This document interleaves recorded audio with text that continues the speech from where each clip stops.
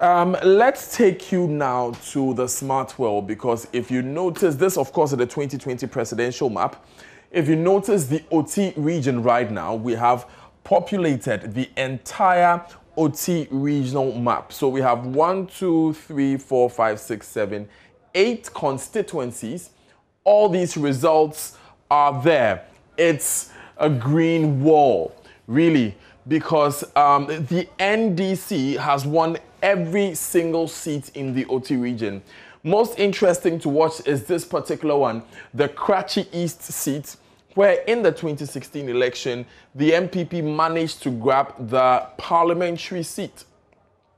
That's what happened. But even there, you can see that historically, this constituency has always voted for the NDC. So there's not much of a surprise in there. I'll run you quickly through the parliamentary seats as well, take you back to Karachi East in the OT region. Wisdom Gidisu, like I told you earlier, has picked up that seat from Michael Jatto, the Deputy Minister for Sanitation, Water Resources and Sanitation. And if you look at the trend analysis in terms of parliamentary, you realize that, like I said earlier, it's really been an NDC affair up until 2016, when there was a tsunami on the part of the MPP, and they managed to pick this one. But Wisdom Gidisu has stepped back into that seat, so it goes back to green. So this is where we are so far as our smart wall is concerned. A number of seats have come in. I want to quickly take you again to the Western region, because there are a number of seats that are very populous, and Prisia Huni Valley is one of them. It's one of the top 10 most popular seats in the country. Look at the number of valid votes cast. I'll quickly activate my pen here. Pardon me, I did not clean those earlier results I used. So let me just resize the map quickly here so I can quickly access the smart wall. And I want you to look at this figure in terms of valid votes cast. 97,711. 97,711. This is one of the largest tallies that you will see in the country, really. Prisia Huni Valley, one of the largest constituencies, one of the top 10 largest constituencies in the country, and we've gotten that result. The NDC has picked it. This is the parliamentary tally. You also want to take note of this name here. Barbara Otseng JC is the Minister for Tourism. She currently exits Parliament. In fact, she came in for the first time in the 2016 election, and unfortunately for her, she has lost that election. Let's take you to the most populous constituency in the country in terms of sheer voter turnout, the Dom Kwabenya constituency. We'll go there immediately. We understand an incident has generated heated arguments between the NDC and the MPP supporters. Latif Idris is our man on the beat. He joins us live. Latif, bring us up to speed on this incident.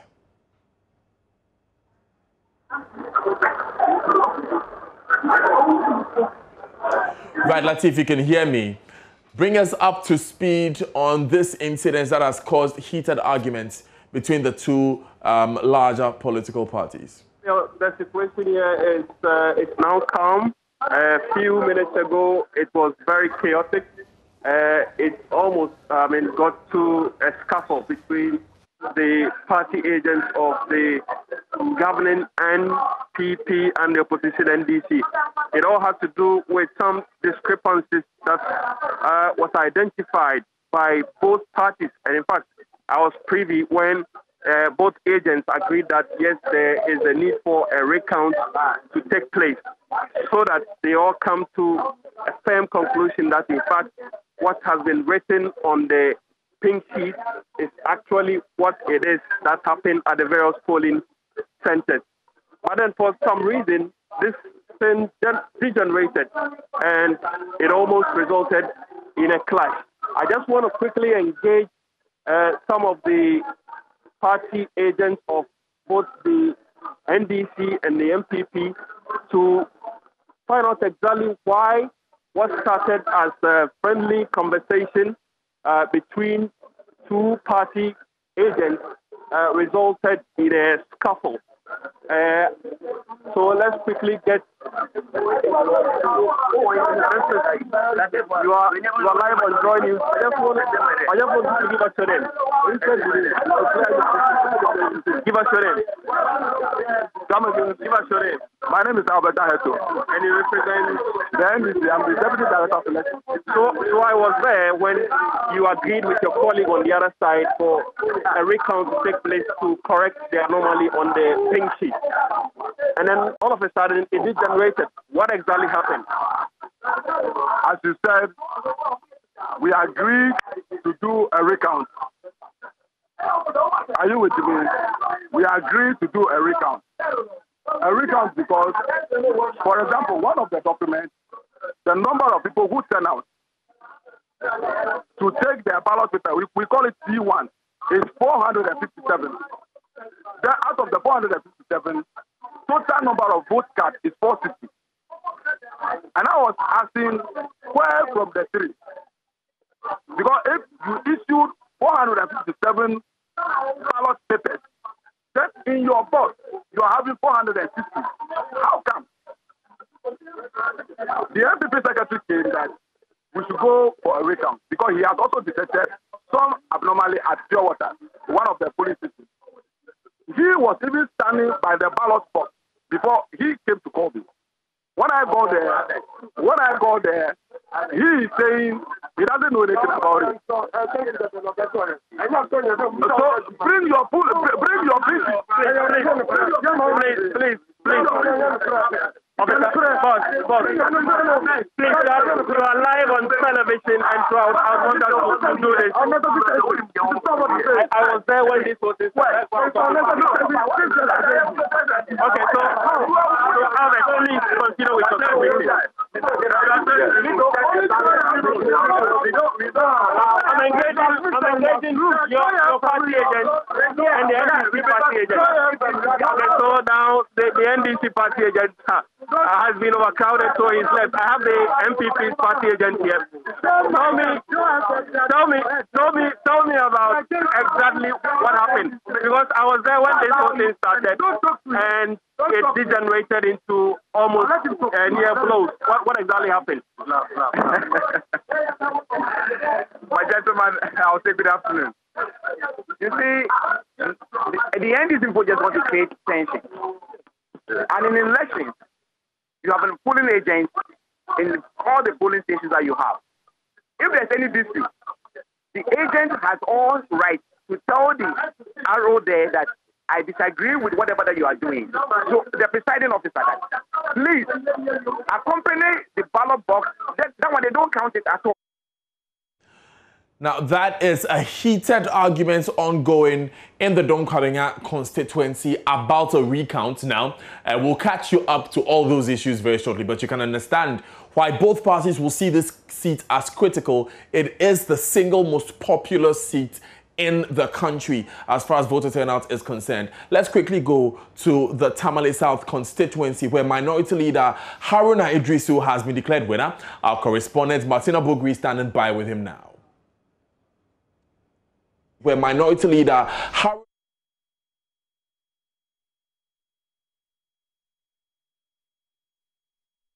a mandate under Article 45 to supervise and conduct these elections.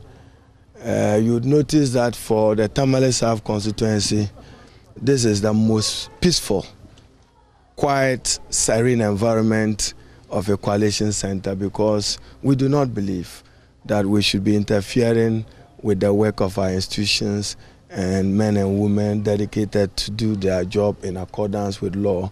Understandably, I've just been declared the MP-elect for Tamale South with 69,307 votes. It was expected, and therefore I want to dedicate this to the chiefs and people of Tamale South, and to assure them that I would continue to reflect and mirror their needs and aspirations as I advocate for an improvement in their quality of life as a people, and advocate for improved infrastructure, whether in health or education or in other social sectors.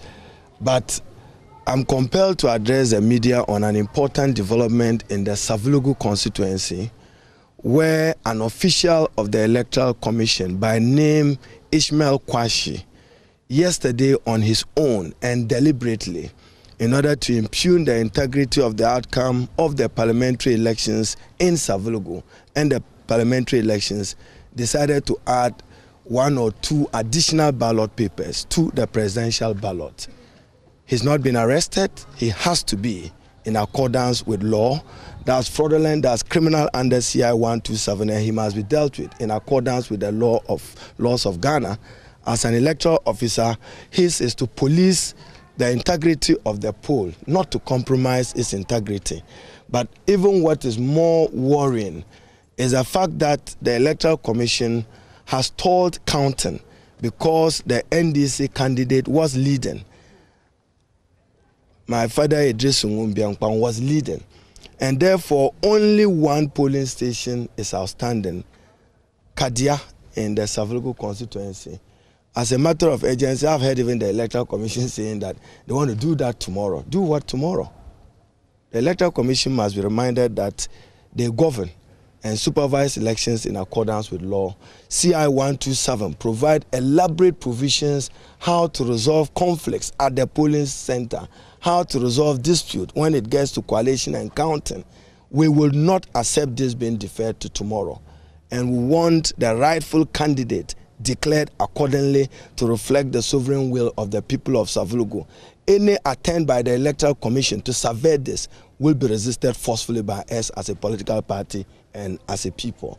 And therefore, the Electoral Commissioner chairperson must call Ishmael Kwashi to order.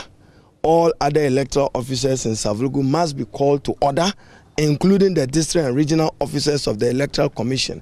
And to the chairperson of the Electoral Commission herself, she must be adequately apprised of the law that as returning officer for the presidential elections, it does not lie within her to use email results to declare any results. The law provides 1, constituency coalition, 2, cumulatively constituency will accumulate into a regional collated resource, into a national resource, not an email resource. Any resource to be declared by the Electoral Commissioner must provide in detail, presidential, constituency by constituency, certified resource authenticated by all the political parties for the constituency, and further authenticated at the regional level, reflecting the number of constituencies in that region by the creation of CI 127 and all other laws to reflect the outcome of the election. We're not going to accept any email transmission of results. We want certified copies of validated, collated results, constituency by constituency, culminating in a regional output, which regional output must feed a national output. So when you are declaring the results per every constituency, like Tamale South, we want to see Nana Dudankwa, 25,000, John Mahama, 67,000 in detail. Same must be done for all other constituencies in that region, not anybody sending an email to any officer somewhere and the person purporting to declare results based on email results. We don't want what happened in the United States to happen in Ghana. We don't want any subversion of the sovereign will of the people of Ghana. I thank you. You just mentioned that you will resist any attempt. What do you mean in the Savulugu constituency? We want the sovereign will of the people of Savulugu to be respected, nothing more. Right. When do you have the minority? And that was Minority Leader of Parliament, Haruna Idrisu, after his declaration as winner. He raised some concerns about the mode of transmission of the electoral results, the collated results from the constituencies to the regional collation centers. His concern is that some of these results are being transmitted via email, and he says it will not be accepted by the NDC. and he is serving notice there, engaging journalists like my colleague Martina Bugri there after he was declared winner. But this is your election headquarters. A lot happening in the past few hours. We've been getting the results. We've been populating our smart wall here. As you can see, the map is beginning, the story is beginning to come out. And you look at the Upper West region, for instance, and we just have some 2 seats to go, apart from Nadoli Kalio, which, you know, is the seat of the current Second Deputy Speaker of Parliament, Alban Bagbin, and Dafiama Busieisa. Almost all the seats have come through, and it looks like the NDC has really made a strong showing in there. One of such constituencies is Laura. Laura is where the Deputy Roads Minister, Anthony Carbo, was. He has lost it. I want to quickly bring you the parliamentary seats results there so that I can show you what happened there. However, in the Nandom constituency, Ambrose Derry, the Minister for Interior, has won, in spite of the fact that President Akufo-Addo won there in the presidential tally. Lambusi Kami has also seen Bache Baligi winning, in spite of the fact that President Akufo-Addo lost in the presidential. And Sisala East, Kingsley Kasim was actually second for the PNC, but the winner there, we understand it's showing blue. So the winner there, we understand, is the NPP. Yes, so we will cross over to Studio 997 and get some reactions from our experts panel stationed currently with Bernice Abubedu. Bernice, once again, so much to talk about, especially with the concerns of the NDC about the Electoral Commission's posturing in the past few hours.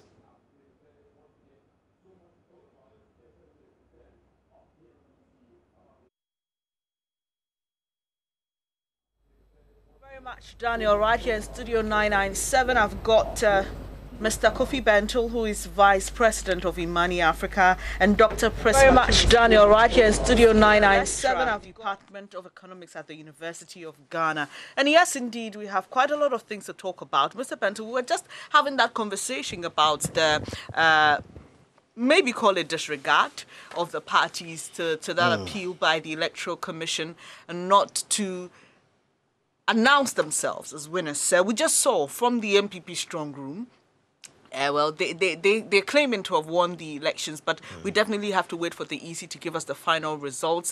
The EC promised to do so in 24 hours. We're waiting to see if they'll be able to fulfill that promise, all things being equal. But just on that bit of the parties doing this and the potential it has, because what we are seeing right now, and if you do a survey of what people are saying on social media platforms, you have sympathizers and supporters of the NPP saying they are winning because their party is giving them that indication and hope. On the other side, sympathizers and supporters of the NDC are also very convinced they are winning because their party is giving them the hope and indication. The potential of this to foment trouble is what we were talking about right before we handed over to Daniel Dazi in the other studio. Yeah, so maybe I say theoretically there's a potential for that to foment trouble. But it's like telling a child not to cry. They will do this by all means.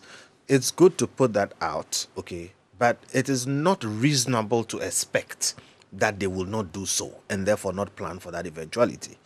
So I think we should all expect that they will spin it, and until it is absolutely sure that they've lost, they'll continue to give their people some hope. It is for the EC to keep putting the information out that we are the final authority on this matter. So whatever you hear, take it as, you know, a suggestion until you hear from us. That is one. And in terms of it fomenting trouble, that's why we have the security agencies. We should plan that if anybody decides to go beyond a certain point, there will be sufficient state resources to bring them in line with the law. So for me, this whole suggestion that even media houses should not call the election, the political parties should not go out and spin, and etc., is useful just as public information. But it is not reasonable for any leader to assume that it will be adhered to the letter, and therefore not plan for the eventuality of what could happen if people disregard it, because it will be disregarded. It has been disregarded in every election, and honestly, I think it should be expected. So what are the plans, okay, to forestall anything coming out of some of those things?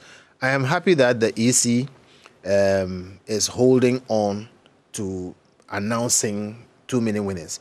And I've said that they put themselves under unnecessary pressure by putting out the 24-hour promise. I think they, being the authority on this matter, should have given themselves enough time. If they give themselves more time and they announce in 24 hours in a way that is unassailable, people cannot question them, we are fine. But if you need more time, I hear in one or two other places there are recounts and things are changing. You need more time to make sure this thing works out very, very well. So the EC should just take that control and let people do what they would do, but make sure once they speak, it's final. And our security agencies, look, the winner in all of this so far is the EC.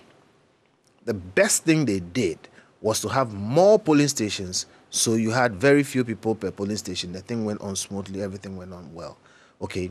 Now, what we must do is to make sure that we get to the end of this thing without any negative things happening. Okay. And so the EC must just seize that space and own it. Okay. As for what the political parties will do, the screaming, shouting, talking, and spinning, we've heard about comfortable lead, everything. The EC has so far done a good job. They should hold on and make a definitive statement about who has won this and show the receipts for it. And we'll be fine. Comfortable lead was the word 4 years ago. This time is flip, flip, flip, flip, flip.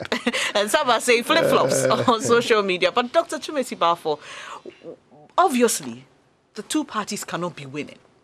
There will definitely be one winner. In the worst case scenario, it will be that there will be a runoff. And in Parliament, maybe a tie, but definitely we can't have two winners for the presidential election.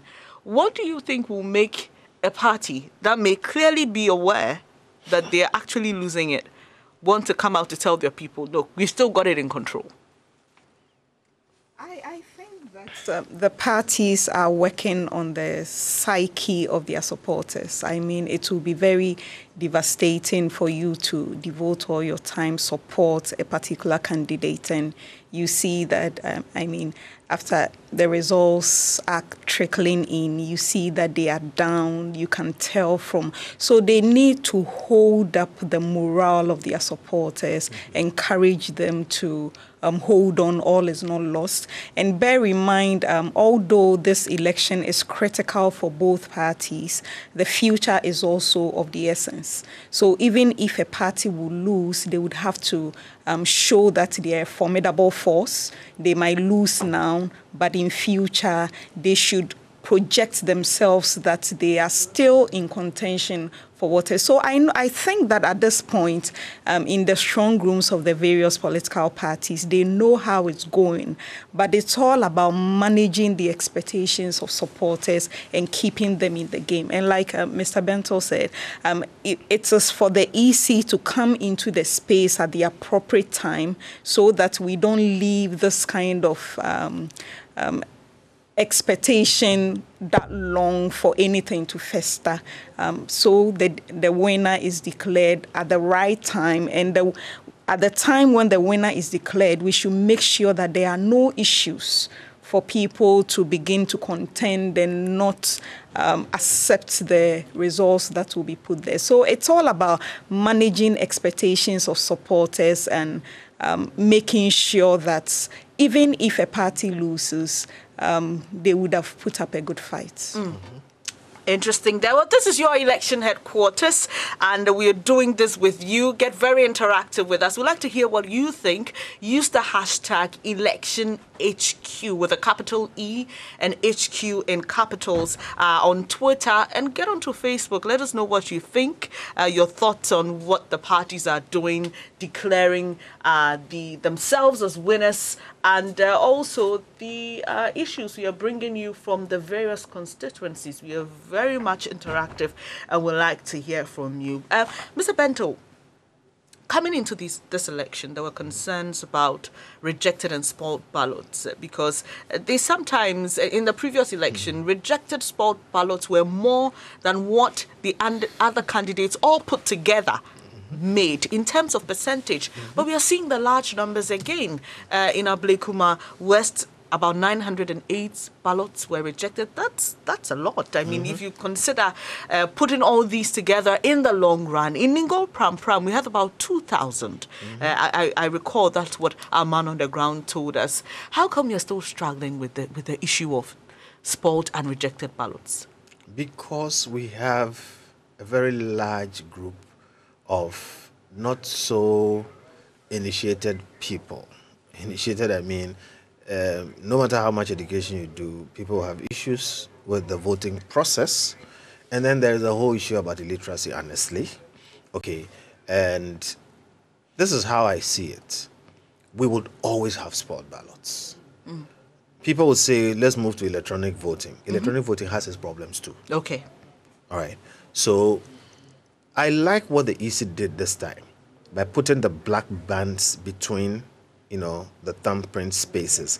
We can make, decisions or take steps like these things to reduce them. Okay. But we should live with the fact that we will always have spoiled ballots and live with how we can reduce them and not eliminate them. All right. So we don't get. Hopefully, at the end of the day, we'll be able to tell what percentage. It will be more than the third party. All right, but that's not a good sign, is it? Well, it's not. We are crossing over quickly to the Electoral Commission's headquarters.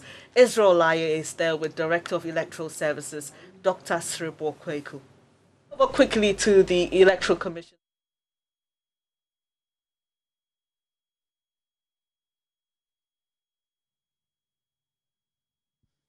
All right, thank you very much, Benny. So we are at the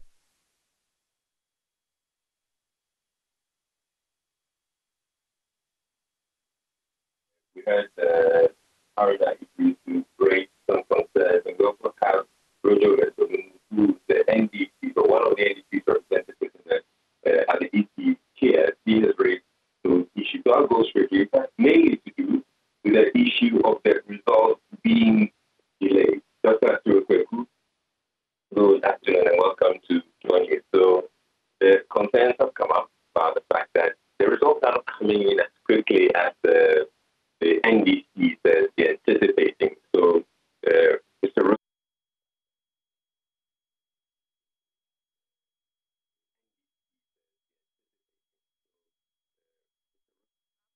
We seem to have a challenge with Israel Laye's line. We'll work on that. So quickly wrapping up on your point, Mr. Bentel, about the spoiled ballots. I mean, yes, we can. Obviously, in everything, there's a margin of error. Right? That's what we're told to. Yeah, we would expect that some ballots may be spoiled for one reason or the other. But we're looking at numbers in the thousands. Imagine all those people represented. And you've shared with us what you think is causing that problem and the fact that we cannot eliminate it, but we should reduce the numbers. And that's what I'm saying. During the last election, there was a lot of effort put in by this Electoral Commission to reduce that number. There was a lot of education. In fact, you did mention, and it's a good observation, that they put in large bars between the candidates to avoid some of these things, but you're still seeing it. Yes, and look, we can think about ways, to give effect to the intention of the voter, all right? And that's a philosophical thing, and I want to just be clear about that. Why I'm saying so is this. The spoiled ballot is the receipt. It's spoiled, so we can't do anything about it. But the voter had an intention. So we can think of ways that say, okay, that spoiled ballot is just a spoiled receipt, but is there a way we can elicit? And some of the initial ideas are to give two options for people to vote. So that if one is spoiled, the other person or the other one is, a testimony to what they intended to do. Does that mean two pieces of paper or one electronic one, whatever? Bottom line is, the concept is that we can't stop it. We can only think about eliminating it. And we should have a discussion about those options. Definitely, and a lot of discussions will be had definitely after the elections. But let me take you now to the EC's headquarters. We have Israel Ayebak, and he's with Director of Electoral Services, Dr. Sorry for that false start, but I still have Dr. Sribal Kweku here with me. So, Dr. Sribal Kweku, the issue has to do with the apparent delay in the release of the results, even though you're indicating, or the Electoral Commission is indicating, that you're intending to have the results out or declare. And first of all, let's also start with this issue of the 5 p.m. invitation that has been issued. Is it actually coming from the EC? Yes, it is coming from the Commission that we are to meet at the International Press Theatre for a press conference for the results to be declared. So it came from the Commission. So we're talking about declaring the results at 5 p.m. We're looking at, it's about 3 hours from now. How is it possible if, as Roger Meto-Nuno is saying, they haven't received anything at the EC at the moment? All things being equal, it is doable. We should understand that once we get the results, we are only collating 16 results. And it will take us less than 10 minutes to finish. The challenge we are having is that at the regional levels, there are a lot of complaints and frustrations over there. So some of them are getting through, and my contact with them means that all things being equal, within the next 2 hours, all of them should have completed, because some of the regions are left one constituency to go. But there are some challenges, because in some places, people just snatch ballot boxes, take them away. The one that Honorable Reduce was talking about, a presiding officer, a ballot issuer who was not a registered voter, just tore one ballot paper and also cast the vote there, which is also the case. We have also handed her to the police. Explain to us again what exactly happened in this, and you're talking about the Savelugu incident? Yeah, she is a ballot issuer, but not a registered voter in that polling station. So because he was handing the ballot paper, he decided to cast a vote. So it was realized that he has cast an illegal ballot. So there's also the challenge there, whether we should notify the results or we should go ahead and declare the results. So we have asked the regional director to engage the party at that level. What's happening in the district, the regional director's attention was called to. He informed the head office. We have asked him to engage the parties at that level. So let me get something clear. Is it the case that this person, this ballot issuer, managed to drop the vote into the ballot into the box? Yes. No, he's a ballot issuer. So he gives the ballot paper to other people to vote. So he just tore one of the ballot papers, went and cast the ballot as if he's a registered voter. So that's what happened. So her ballot is in the box. And you're thinking or contemplating what? So we have asked the regional director and the district officers to engage the party at that level to see how best it could be handled. My personal view is that if one is the one ballot paper, and for presidential, it will not have any impact. So I would have wished that we go ahead and declare, but we need to engage the parties for them to appreciate what has happened so that they will come into agreement. So he is also complaining that in this particular instance, they're contemplating having that decision or deferring that decision to tomorrow. Is that something that you... No, I don't think anybody has mentioned tomorrow. What we are saying is that you need to let the parties understand what has transpired, so that every decision that we take is a collaborative decision, not Electoral Commission imposing decisions on them. Right, but what generally has been the challenge in getting the results, or where is the bottleneck? Is it the case that we're not getting the result from the constituencies going to the regional collation centers? The hitch is between the polling stations and the constituencies. If you take Sankore area, for example, some macho men in V8 just got to the place, took the 4 ballot boxes away. So in that case, you can't declare the result in the ballot box because they are nowhere to be found. So at Sine West too, I hear when they got the ballot box, somebody just went and took one away, but he was chased and got it. But when it came, one of the parties' seal is broken. So here, there's also an allegation or agitation, we shouldn't count, we should count. But we are saying that once electoral commission seal is still there, they should go ahead and count. Now, one other issue that he's raising has to do with the emailing of the results. He believes that, as far as he's concerned, there's something that's not acceptable to them and it's not legal. What's the EC's position on that? Remember, we said we are going to use the manual process. So we are using two stands of activities. When the results is ready, they will fax the results to us. In addition, they should snap the picture of the results and also email it to us. So it's not the email in terms of figures. The email of an attachment of the results are the constituency results. So it's not email by putting figures there. You take snapshot of or you scan the results and you mail it so that you have two results. One from the fax and one from the fax machine. Is it the case that the parties or party representatives don't appreciate or don't understand it the way you're explaining? And would that mean that you'd have to probably explain it to them? The party reps are here with us at the National Coalition Center. So we are there with them working, so they know how it is being handled. Yeah, but they only a short while ago came out to say that the Rojo Metununu was actually also complaining about the delay. But like I'm saying, unlike the previous where you collect the constituency results, this time you have to get the regional results. So if you take Ashanti Region, for example, there are 47. One constituency is not complete, you cannot do the collation. If you take North-East, it has 6 constituencies. When one is not ready, you cannot collate. If you take Ahafo, 6 constituencies. When one is not ready, you cannot collate. So all the constituency results should be ready before you can collate and send it to Accra. With the benefit of hindsight, is this the way you intended things to go? And are you probably contemplating, maybe you should be revising this policy of deciding that it is the regions that are going to collate? It's the same thing. Whether you do the collation from the region or from the constituency, if the results is not there, you cannot collate. But this one, once you get the regional results, within 10 minutes you should be able to declare the results. So this one makes the results easy to collate and declare. The NDC is making the argument that because of the way you're going about it, if you don't have the entire complement of the regions or the constituencies in the region, it's not going to be possible for you to declare the region. If whatever it is, you need the constituency results to declare.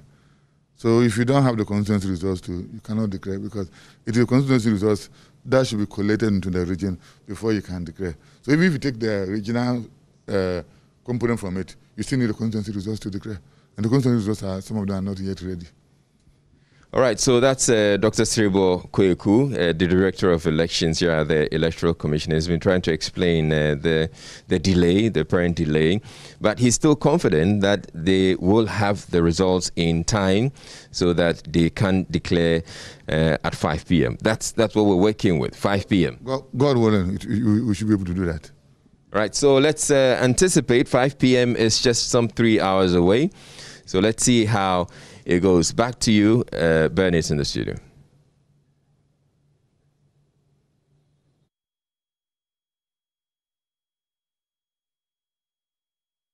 All right, Israel, thank you. We've got our fingers crossed, and I know you're still stationed at the Electoral Commission's headquarters, bringing us the very best of election coverage from that. And we are still across the country bringing you everything you need to know about election 2020. And election coverage is brought to you in association with Petrosol. Clean fuel in full quantity is always a delightful experience. Cowbell Coffee, tasted, love it. McDan Shipping and Logistics Limited, your total logistics partner. Padeva Limited, your home of modern furniture. DDP Outdoor Limited, 7 great brands. Festiva, adding flavors to your life with 3-year lotteries. Star 787 # Ghana's premium biggest jackpot lottery, and HEPA Plus mixture for your general well-being. I've been doing this with Mr. Kofi Bentil with Imani Africa and Dr. Priscilla Trimisiba, for senior lecturer at the Department of Economics at the University of Ghana. We quickly have to wrap up and hand over to Daniel Dadzi, but I would like to give you just a minute each, Mr. Bentil. You've spoken about the EC not putting themselves in this tight corner, trying to give the elections, but quickly wrapping up on what we heard from Dr. Sribo Kweku. 5 p.m. is a time they've set for themselves. Your thoughts on that, and I'll take you, Doc, quickly as we wrap up. All well and good. What I said, I still stand by. The EC should not feel bound to put out the results by all means by 5 p.m. If they have results that they can stand by and they are sure everything is fine, then they should put it out. But if they do, what it means is that as of right now that we've gone about 110 districts, then they do have results of 110 districts. Why haven't they put it out? Okay, the EC should focus on what their core duty is. I'm happy they have this setup which is delivering for them. Okay, if you can do it and do it right by 5 p.m., fine. But don't feel in a haste to do. There are recounts going on as we speak. Okay, so kudos to them. All right. All right, Doc, quickly. I am also happy that the EC is not taking that long because the longer it takes, the more people get agitated. So, I mean, we are all glad that this will be over soon. All right. Sorry I had to rush you on that one, Doc. But thank you so much for gracing our studios. But I take you quickly to the NDC's headquarters. The General Secretary, Johnson Esiedin Ketia, is addressing the press. That a box can be opened at the collation center for recounting. So, if no such move is initiated at the polling station, nobody, and I repeat, nobody, including the constituency returning officer, has no right to open any box for any recounting at the collation center. We know that this recounting is illegal, but if you yield to it, it will be done and the results will be announced, only for you to challenge and they will tell you go to court. So make sure that the recounting does not happen in the first place. And I'm urging all our party foot soldiers to stand up and defend the verdict of the people.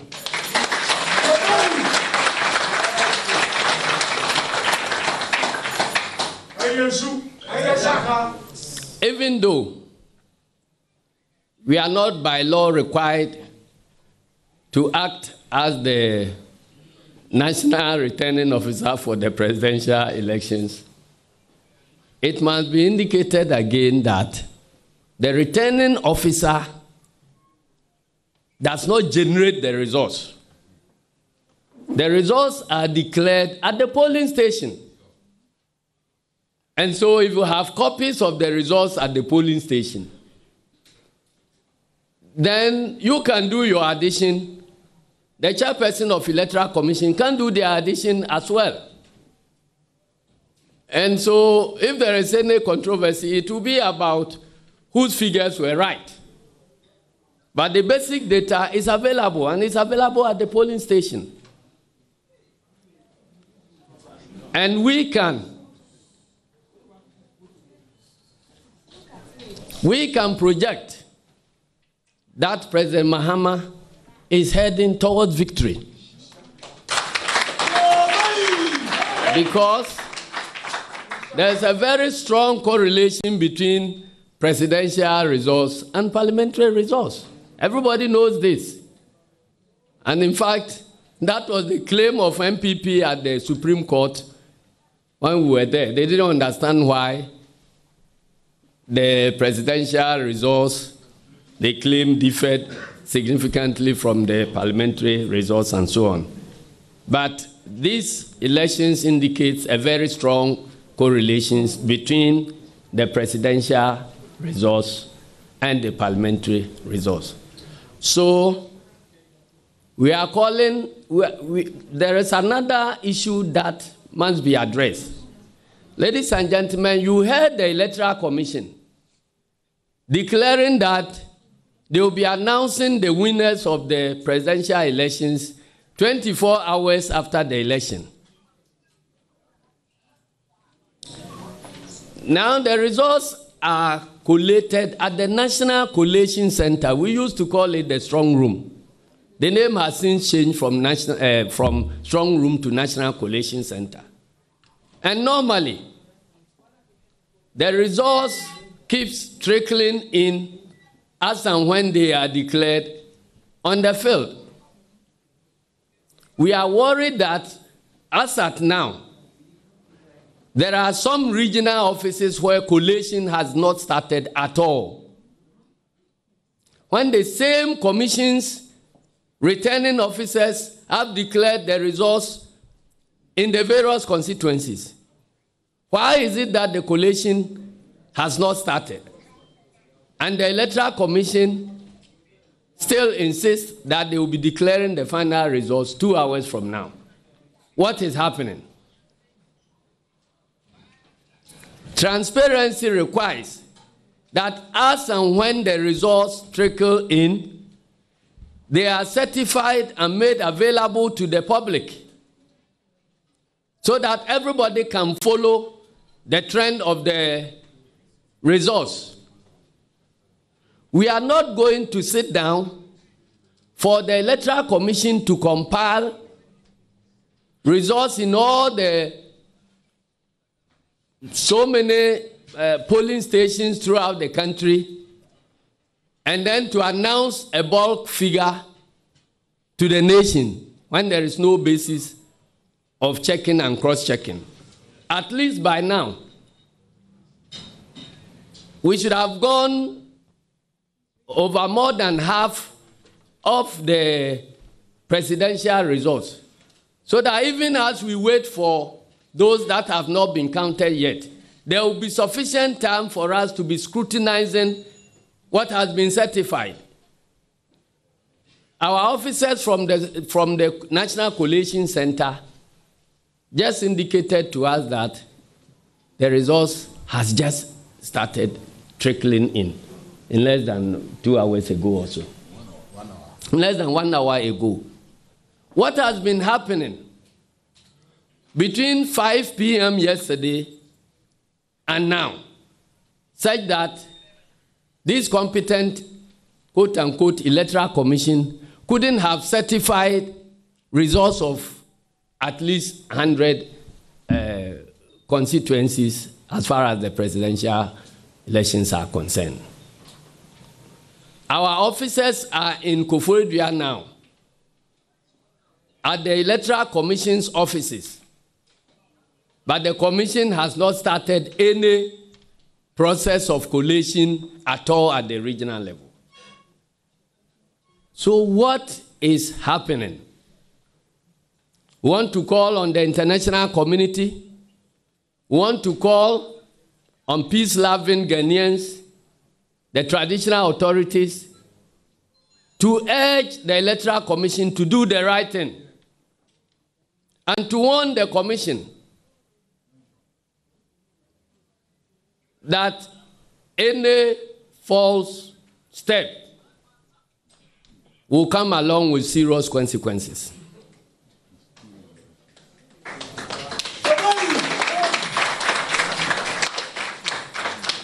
So, ladies and gentlemen, I'm done. And to recap, I'm saying that NDC has captured Parliament as we speak now. And because of that, NDC will select the next Speaker of Parliament and the next First Deputy Speaker of Parliament and all the chairmen of parliamentary select and standing committees. I wish also to emphasize that there is pressure from the headquarters of the Commission and the government on the various returning officers who have declared and certified the parliamentary election results according to powers vested in them by law, to revise and do recounting, recollation, and so on, which are all illegal. And we want the various citizens who cast the vote to be ready to protect that vote and to make sure that nobody steals their verdict. These things are happening, according to our results reports, in Sehuyo, so as we speak now, in Upper Dinchira West, Gomua East, Techimai South, and many other places. I believe that the NPP is in a very uncomfortable situation because whatever they do, it is clear that NDC controls Parliament now. So that is why they are putting pressure on the Commission to try and find ways of manipulating results that have been already declared for our parliamentary candidates. And that is why I'm calling on the electors to rise and protect their vote. I want to thank you, and may God bless our homeland, Ghana. I believe that by tomorrow morning, President John Dramani Mahama would have been declared the elected president of the Republic.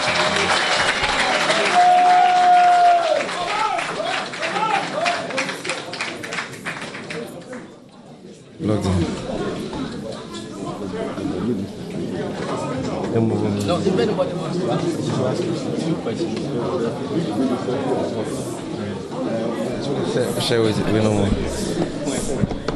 Okay, so I would like to find out whether journalists in here have any questions for the General Secretary. If you have any question here, you can raise up your hand. I will call you to identify yourself and your media organization, and then you can ask your question. Please, are there any questions? There are no questions. Okay, then. Sammy Jemfi is Communications Officer for the National Democratic Congress. Speaking after his General Secretary Johnson Esiedun Ketia there raised some concerns about the Electoral Commission's plans for later this evening. Well, it's time for us to wrap up this segment of Election Digest. In just a few hours, the EC has said they will declare the results. And with you here in studio to take you, to shepherd you to that point, is Emefa Apau, who is with us now. Emefa, how are you doing? I'm doing very well. Great job so far, Daniel and Bernice Abubedu Lansa. Of course, we've been to the NDC headquarters for that press conference addressed by General Secretary Johnson Esiedun Ketia. Interesting, the NDC is projecting victory for itself and saying that the NPP is in a very uncomfortable situation. Didn't the EC say they were hoping that the parties will not do this? Yes, they did, but you know political parties always want to seize the narrative for themselves. Quite similar to the 2016 situation when both parties announced that they were, winning the poll in one way or another. And the word comfortable has come up again this time. You see, this time it's uncomfortable. Uncomfortable for the NPP. Well, but you've been playing with the smart wall, your new toy that you're very comfortable with. So along the line, you stay with me throughout this leg of the Election Digest, and then we'll go to Studio 997 and join my colleague Benjamin Akakpo, who's also having some guests in there that will be interacting till we go to the International Press Center. Is it the Accra Conference Center? Yes. We're told that the EC will be announcing or declaring the results there. But so far, 155 out of 275 constituencies gradually inching close to total count of all ballots. Now, this is your election headquarters, and it's our live coverage of the 2020 elections. We are live, of course, on the JoyNews channel, on Joy Prime, on Joy 99.7 FM, on DSTV is 421, on GoTV is 144, myjoyonline.com, all our social media platforms covered. And you can also catch the action on my Joy Online mobile app everywhere you are. This is your election headquarters, brought to you by Petrosol, clean fuel in full quantity. We have Coa FS, we have McDan Shipping Company Limited. Of course, I've tasted the cowbell coffee. Taste it and you would love it. I am Emefa Apau. I'll go through the rest of our sponsors, a long list of them making it possible. Thank you so much for being a part of this. And you need to get interactive, of course, on all our social media platforms. You tweet at us, is #ElectionHQ. We'll be going through the big fours, the lost seats and the winners. And of course, Daniel is here still with me, and Benjamin Akakpo will also be joining us from Studio 997. So what is the big list for you when it comes to the victories and the losses? First of all, MFR, the map is being populated. I'll take you first of all to the northern region, where we are seeing Kumungu come back to the NDC. Remember, Ras Mubarak lost that seat in 2016. And, well, he won that seat in 2016, lost the primary. His opponent has been able to pick up that seat. One interesting fact, the OT region is complete now. It's all green, a green monster. Well, I don't know if you call it monstrous, but it's a big green blob there in the eastern parts of the region. I want to take you to the Savannah constituency as well. Damongo constituency. Now, this is presidential, right? So look at Damongo, right? Now, I want to take you to parliamentary now. Oh, pardon me, I switched it to 2016. That's good. Yeah, so back to 2020 parliamentary in Savannah region. Where are we?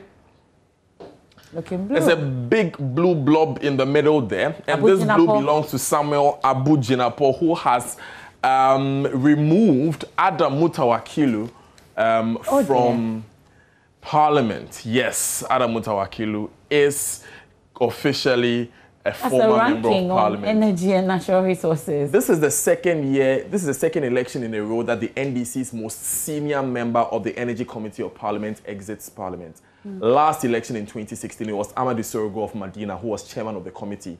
This year in 2020, it's Adam Mutawakilu of Damongo, who is the ranking member. If I was a member of the NDC, if I was an MP going into the NDC, I would not take, the position of the Energy Committee. The Energy Committee.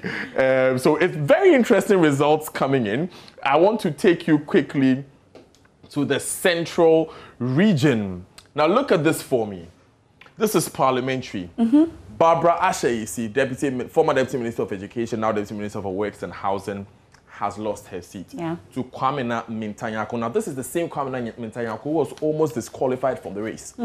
So it showed that he was fixing to come into the race to prove a point, and he has proved that point indeed. I'll take you to the presidential for that constituency, however, and I'll show you that President Akufo-Addo has won where Barbara Ashaisi could not. The same story in Cape Coast South constituency. Let me quickly just bring this up.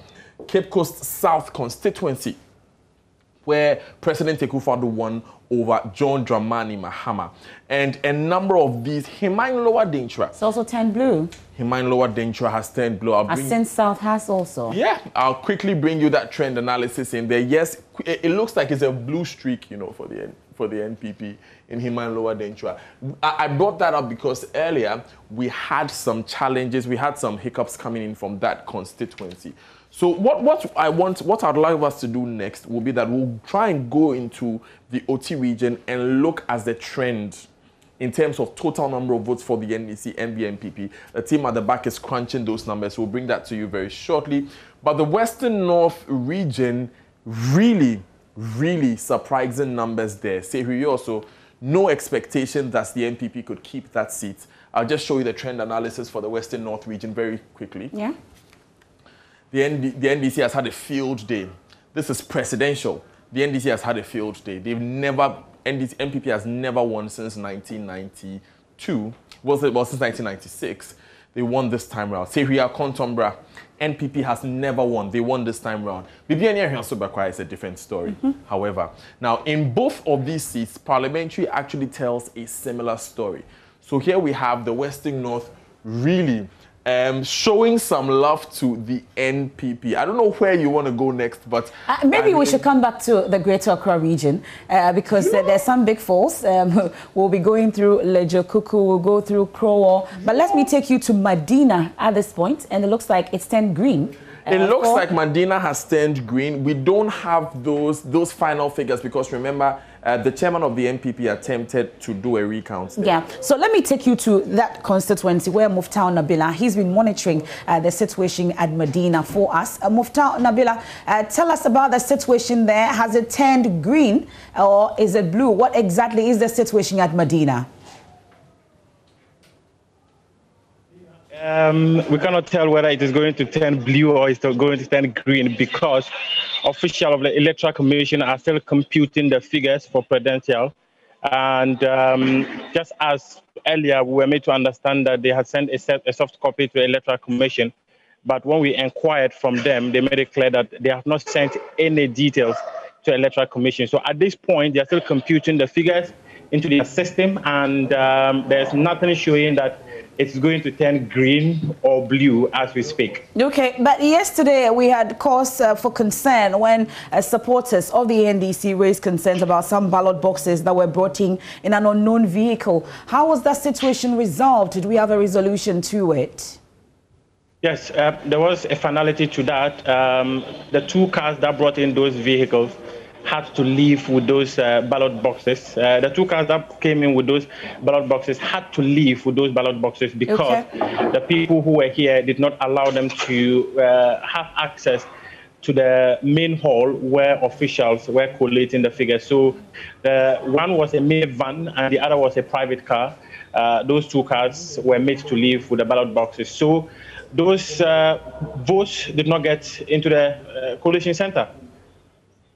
Well, but as collation still goes on or progresses slowly, I should say, do we have an indication when this will actually be over at Medina? I'm sure you've been finding out from the EC officials. Yes, just a couple of minutes ago, just right behind me, the lady seated there, she's called Lillian. I just spoke to her a couple of minutes ago, and she is working so hard to ensure that they are able to finish this as soon as possible. The returning officer himself is also right behind me. He's also called Thomas. He's also been telling me that they want to finish as quickly as possible and send the figures to the Electoral Commission.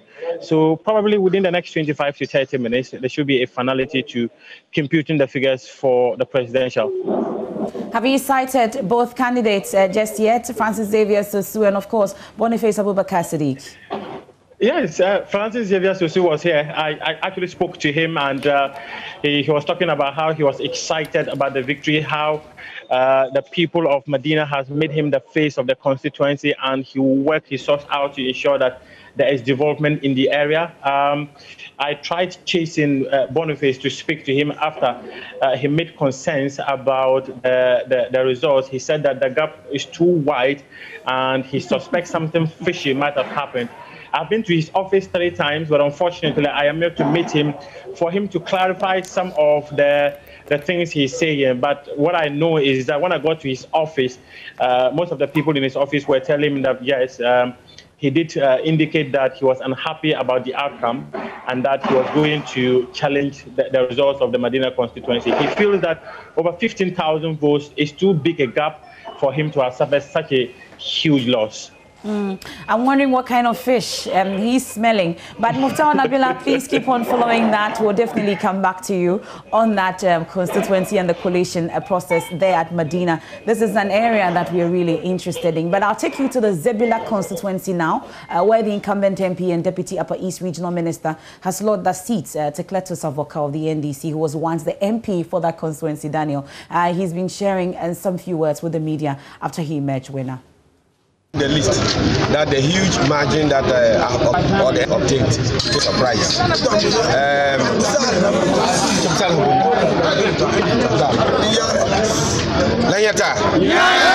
Yes, your question is whether I'm surprised about the huge margin of the vote. Yes, and I'm saying I have not been surprised at all. I'm not in the least surprised because from all indications, right from 17, I knew Honorable Hussein Adongo temper, and that come before you give way.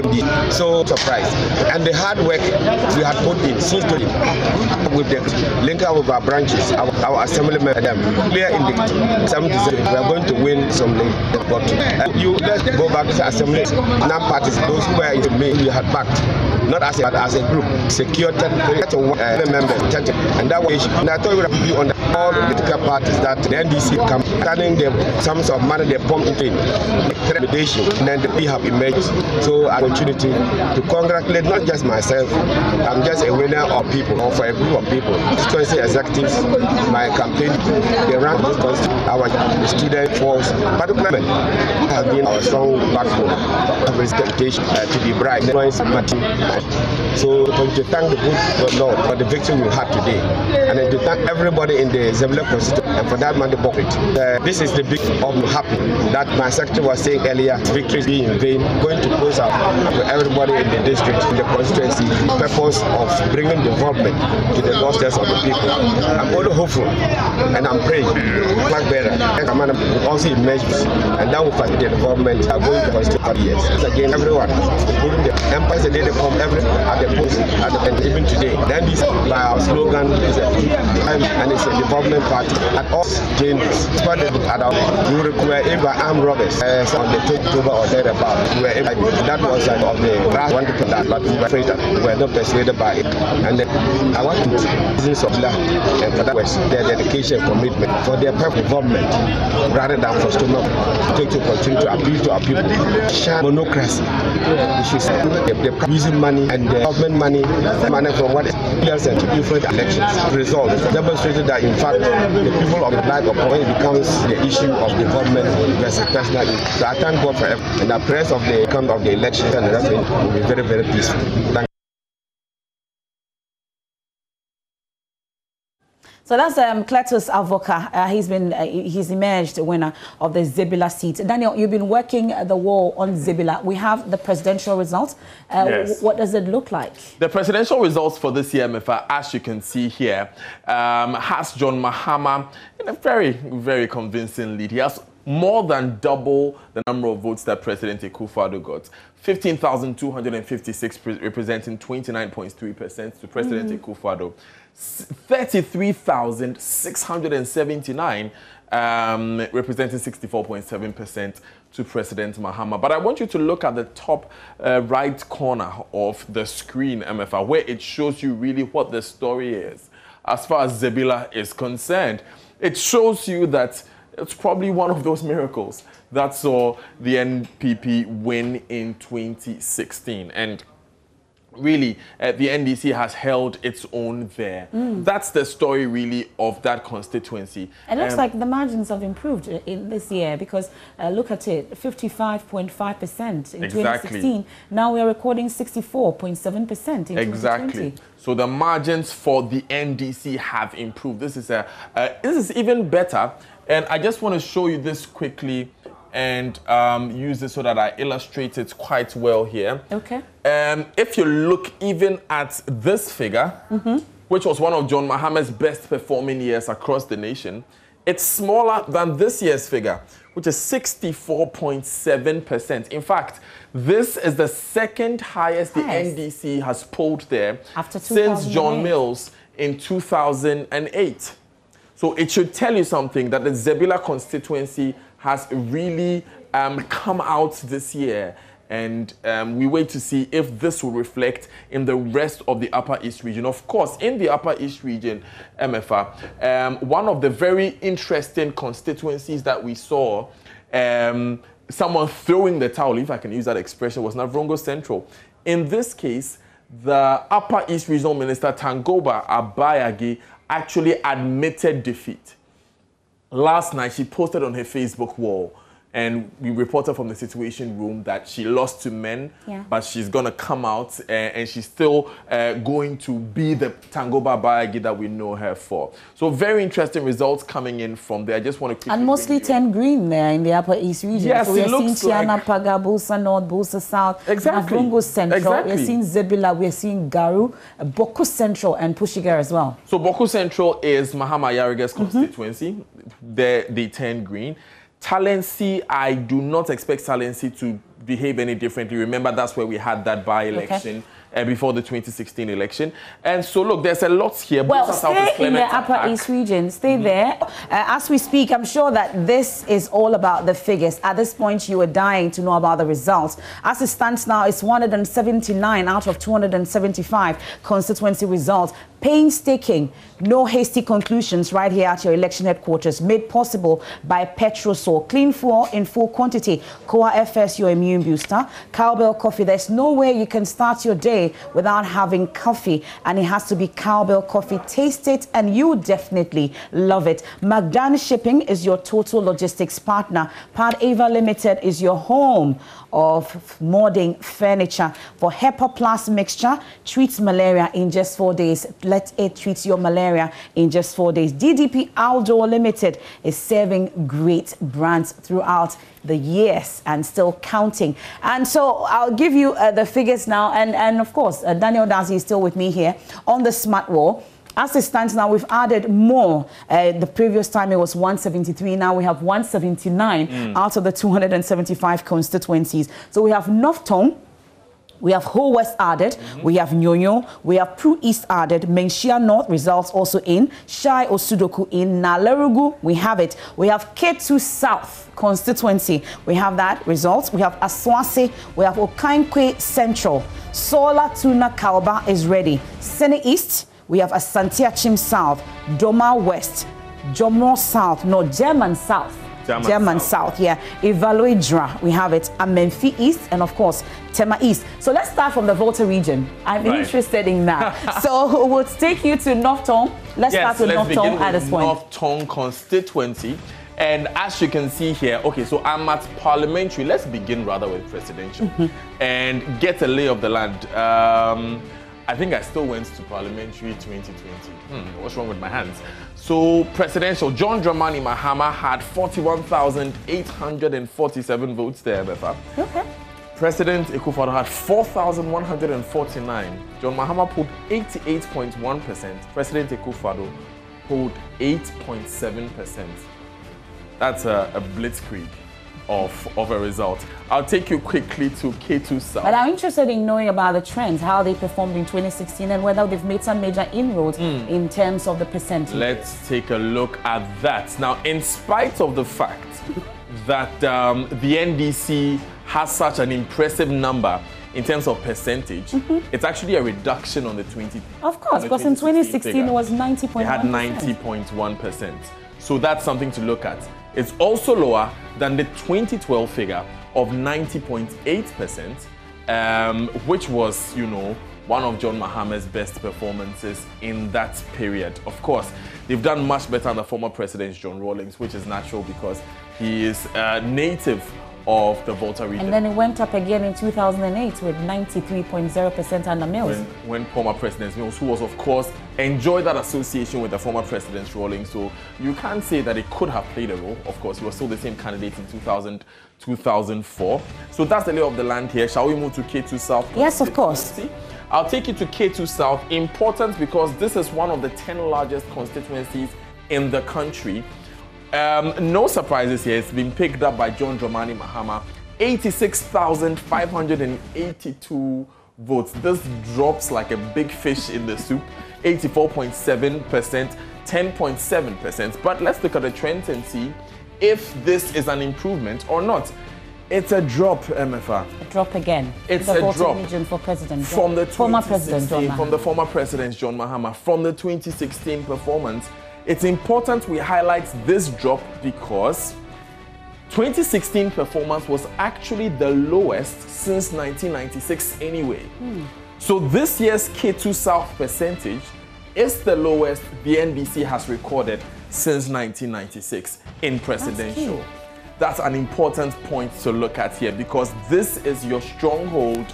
You want to be making those gains in your stronghold, MFA, to consolidate your votes from other parts of the country. So that's how K2 South looks like. And we've heard President Akufo-Addo say that this bride, he could definitely rule one day. And he's making inroads. Look at the figures, because if this is a drop for the NDC since 1996, that's significant. That is significant. Now I'll take you to Whole West. This time I'll just display the trends and the results we have together. Again, it's a very obvious drop. John Dramani Mahama looks impressive on the onset. 82.7% of the polls, 33,261 votes. President Akufo-Addo, 13.6%, 5,468 votes. But you get to 2016's performance, again, MFR, which was the lowest performance since 1996, and there's a drop by 6 percentage points. And remember that the story of the 2016 election was that the strongholds of the NDC did not come out and vote. So what happened this time? What's the reason? What happened this time? Waiting to hear. What happened this time? Remember, the story of the 2016 election was about apathy that the NDC members felt towards their party, and that's why we had the Professor Kwesi Botwe Commission committee going around to gather the thoughts of the NDC members. So what happened this time? Now, I can make you a bet, though, that if we went back to 2016 presidential, we would see that the nominal figures could be lower. So it's 28,006. Nanado has 3,256 for whole West. Let's look at what happened in 2020. It's 33,000. Like I said, the nominal figures were higher, but it's a bigger piece of cake, but it's a smaller piece of the whole cake. Okay. It's bigger than last 4 years' cake, but it's smaller than the entire cake we are sharing this year. So it's something that the NDC may not be too happy about, but of course, a win, as they say, is still a win. I think we can move from the... Go to the Ashanti region now. Let's go. So from the romping ground to the other. From the romping ground of the NDC to that of the NPP. But, you know, We can do Mesian North. You know what, Mesian North, we're still trying to get Mesian North figures into our smart world, but let's be a bit mischievous and start off with Asawasi. Knowing that it's an island of NDC votes in a sea of NPP. And it manages to turn green again. It manages to turn green still. John Dramani Mahama polling 56.6%. Nana Adudankwa Akufo-Addo polling 42.0%. Again, the trends will tell a better story. It's an increase in the Ashanti region. John Dramani Mahama polled 54.0% in 2016. Again, if you want to argue, you can say that it was a poor performance anyway in 2016, and he brings it up to 56.6%. Not as high as John Dramani Mahama's highest in 2012, not even as high as former President Mills's performance in 2008, where John Mahama was running mates, but still, it's an improvement upon the 2016 polls, which is what I'm sure the NDC will be satisfied with. Let's also look at the parliamentary polls, because Alhaji Mohammed Mubarak Muntaka has also been the center of attention this entire day. Alhaji Mohammed Muntaka Mubarak runs with, also similar to the president, 56.6%, 47,460. Ali Duseidu, who is the Asokori Mampong MCE, polled 42%. 35,214. You look at the percentages, Mohammed Muntaka Mubarak has increased. He has improved upon the 2016 percentage. It was 53.6% at this point. It's come up to 56.6%, a 3 percentage point increase. So that's how it looks. MFR, I want to take you to the Ahafo region, because the Ahafo region has taken on a very interesting shape in the presidential vote tally. Let me quickly just select Ahafo region.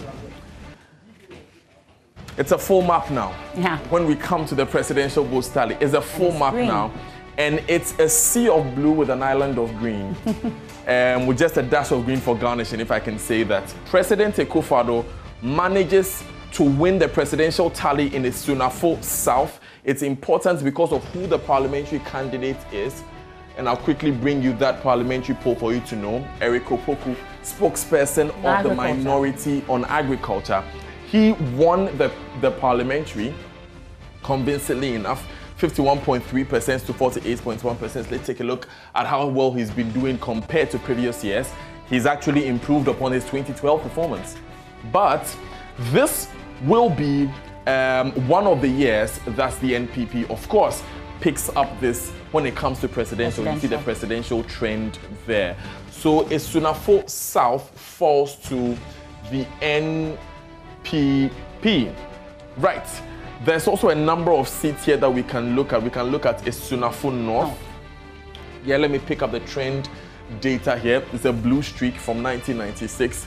It's from 2000. From 2000. Well, I wanted to say NDC only won in 1996. Esutifi North doesn't tell too much of a different story. Again, this is it. But let's look at the percentage tally, shall we? The MPP got 57.1% in 2016. This time round, 53.7%. That does not look good. Okay. Now, though they dropped 4 percentage points, and I had a lot of conversations with different experts from different fields, they would argue that, okay, let's look at the actual figures from 2016 and see if there's an improvement or not. President Akufo-Addo polled north of 19,000 votes in 2020. Now, in 2016, he polled 16,531 votes. So again, a bigger piece of pie, but a smaller piece of this year's pie. Okay. There's something I want us to do, because I was really fascinated by the work that, what I was seeing yesterday with the analysis of the new regions and how they voted. So another complete region we have is the OT region. Now, our crack team has put together all the votes that the OT region, that were amassed by the NPP and the NDC in the OT Tell me region about it. in the presidential tally. So I'll quickly bring out my trusty pencil here. And I'll write this down. The NPP had 109,982,000 votes. Okay. 109,982 votes. This is NPP, right? Are we good? The NDC, of course, they appreciate. They have 186,749, right? Yeah. This is the NDC. And this is in This the is region, 37.4% for the NPP. This is 62.93% for the NDC. But, MFA, how did this region vote in the past? The NPP's best performance. Yeah, so we looked at, of course, like we know, we looked at the constituencies that formed the OT region. Looked at how they voted from 1996. The NPP's best performance was in 2016. Guess what? It's 34.60%. It's 3 percentage points lower than what they got this year, which is 37.06%. For the NDC, their worst performance before this was 63.1% in 2008. This year, they have 62.93%. So it appreciated in 2012, went to 68.80, then 2016, 63.40, and in 2020 it is? 62.93%. Okay. Wow, that's a big So this is the best performance the NPP has ever had in a presidential tally in the OT region, or the constituencies that form the OT region. This is the worst performance that the NDC has ever had. So the NPP may have been rewarded for creating. Well, you can argue that. You can also talk about a number of different things that have happened. So there's a lot more happening, MFR, that we are looking at. We are doing all the analysis here on our smart wall, and we will make sure that we crunch all the numbers for you. We also have a complete map in the Ahafo region. We'll bring you that breakdown as well. And as the map gets more populated, MFA, do you want to look at a bit of what's happening in the Eastern region?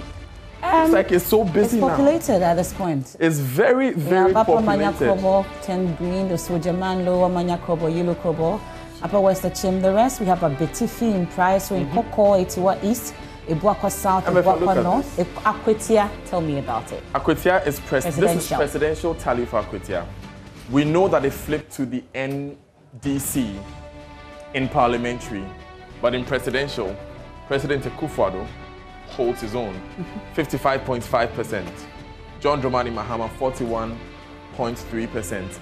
Could this be the year of skirts and blouse? The same thing happened in Cape Coast. We've seen a couple of other constituencies where this has happened. The Ahafo region also saw something like that in Esunafo. Could this be the year of skirts and blouse? Could this be the year that we could have a parliament that favors the opposition party and the executive president from another party. We've been having this conversation since yesterday. I want to quickly bring you some of the trend data so that you can look at this better. Akwetia should not do anything different from what we are seeing here presidential. From 2000, they've kept faith with the NPP. However, they even dropped slightly in the percentage. Of course, we know that given the larger register we are using this year, reflecting the generally larger population that we have in 2020 than in 2016, you can bet your last buck that the raw figures for the 2016 votes will be higher, will be lower. And you can see there, even though it's 56.9, it's 21,439. You come to 2020, it's quite close. It's 21,639. This is 21,758. So it's a marginal increase nominally, but it's quite the drop in terms of percentages. Some dizzying figures that you've been throwing at us. Yeah. But well, we had so far it's 179 out of 275 constituencies, representing what, about 65.1%. My math is better than Evan Spencer's own, so I've been trying to work it out. So it's 65.1%. That's what we have in terms of the figures and the results that have come in so far. We're doing this meticulously. We don't want any hasty conclusions at this point, even though the EC says they'll be doing this at 5 p.m. We are also following that closely. We're at 179 now out of 275. That represents for President Akufo-Addo is 3 million, I beg your pardon, 929,531. That's where we are, representing 50.94% of the 179 constituencies called so far. For former President John Dramani Mahama, we have 3,671,159, representing 47.59% of the votes. The others put together, and interestingly, Ghana Union Movement, they've done. They are looking like the third force for this year's election. He told me here that he's going to go get what, 70% of the votes. Whenever you pull the candidates' figures, this is 2020, goom, 209 votes. 0.5%. Larger than all the other. Than even CPC. You should see their Ningo Pram figures, right? And it was quite interesting. They got more than 800 votes in Ningo Pram.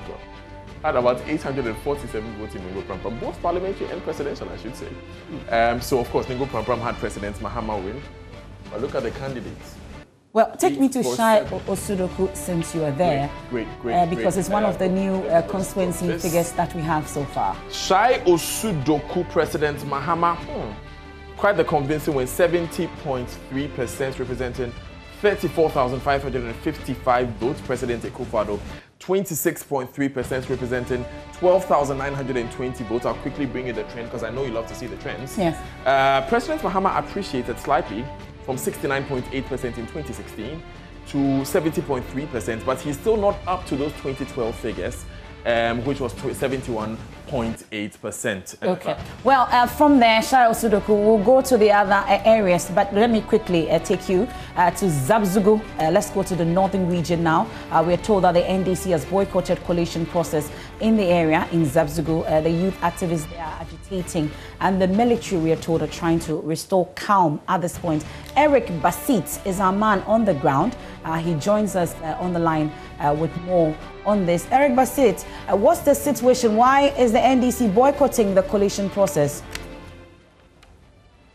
This very moment, there's not been specific reasons, but the head of the NDC team, that is the one who is leading the coalition process for the NDC team here. He walked out and then he started leveling allegations against the DC.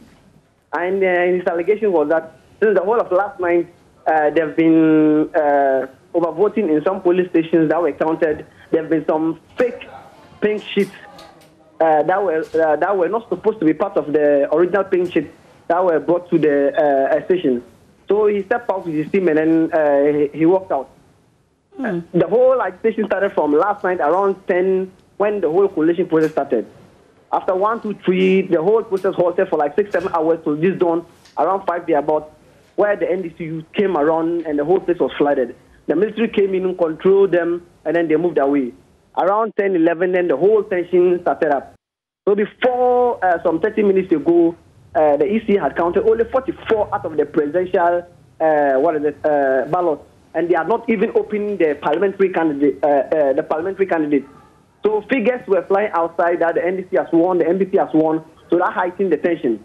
So when the NDC team walked out, the youth of the town mobilized and came in their numbers, 100, 200, 200. So they called for military reinforcement. They came, the DC came and they tried mobbing his car. So they moved all of it. So as I'm speaking to you right now, we are all locked inside the district assembly.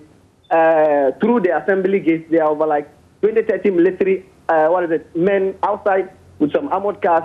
There are some not bent, they're like destroyed motorbikes. More than 6, 7, 8 currently in front of the district assembly. There is a bent motor king lying down. And so currently that is what is currently happening in Zabzugu. And the military has escorted the election officials right now to Tamale. So that is the current happenings in Zabzugu at the moment.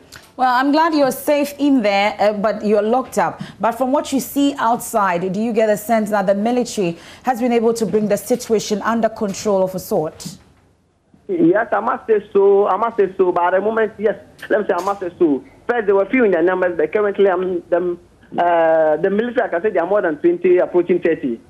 Yes, because first there were only a few of them, and there have been some 2 armored cars that had just brought them, that had just brought some additional military personnel this into the ground. Okay, but where are these candidates? You've been talking about the DCE himself.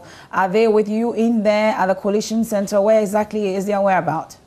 No, currently the military have escorted the DCE. They tried mobbing the DCE. Okay. So the DCE came in and he had problems with the EC officials. He said he spoke to them several times with regards to what was happening, and they refused to listen. And now it has brought this. So his presence at the district assembly was bringing more tension at the place here, because the allegations around him was that he was the one remoting the electoral officials. Oh. And so the military had to escort him.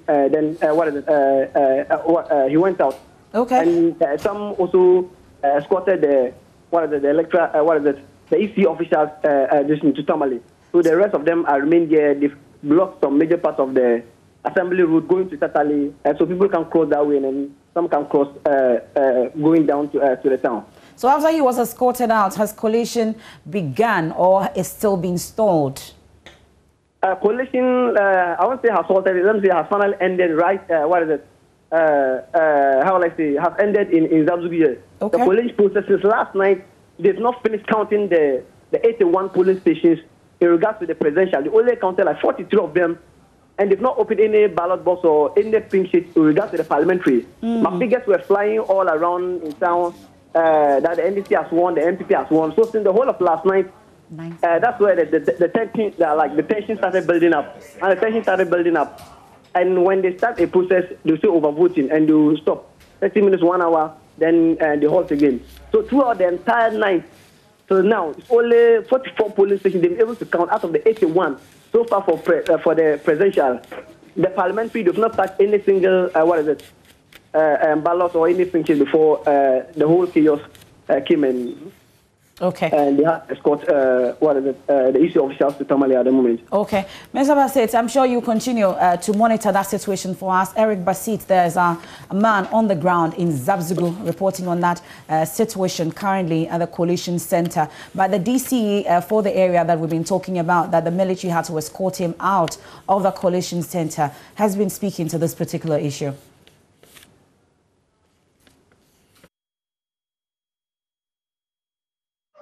From the coalition center here because of you, because of the DC. That the DC is remoting the electoral commissioner here. That's the reason why they are walking out. And if anything happens in Zabzugu here, they should hold the DC responsible. And that is right. The region who had been sitting down here, passing irresponsible comments, they never listened to that. I came here and told the EC, what is happening? Because the security here, if there is anything, I have to tell the security what to do. Since morning up to this time, inertia had overtaken them. They will not move one problem from another. So I asked, what do we do here? Please, because if you hold it very long like that, apprehension will set in, and before you realize, the trash will be on us. So please, easy, do well, and then you announce the result. By the time that they started, I left home, only to be told that irresponsible people from them went to town and jubilated. Who made announcement? Who made declaration? Please, this is the point I'm making. We have had our results. A result between us and the NDC is 3,000 and something. Almost 4,000. So how can one cheat in this particular election? But I'm setting this one in record. 2012, the same thing happened. Ahafo never won. They claimed they had won. We had to leave here to Tamale before the result was declared in favor of NPP candidate. So if you are a responsible parliamentarian, where you should have assisted for peace to prevail within the constituency, and any time at all you stand election, unless of course there is haywire here and there. So I have been here to see what decision has been taken. So either to declare it here or send it to Tamale to declare.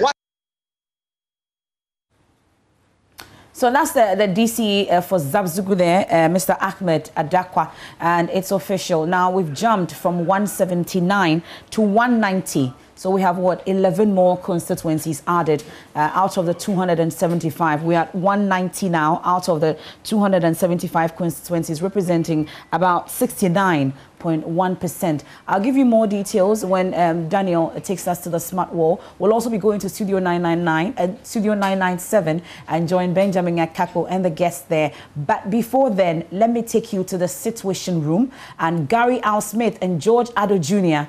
on standby with the very latest. Take us away in terms of what people have been talking about.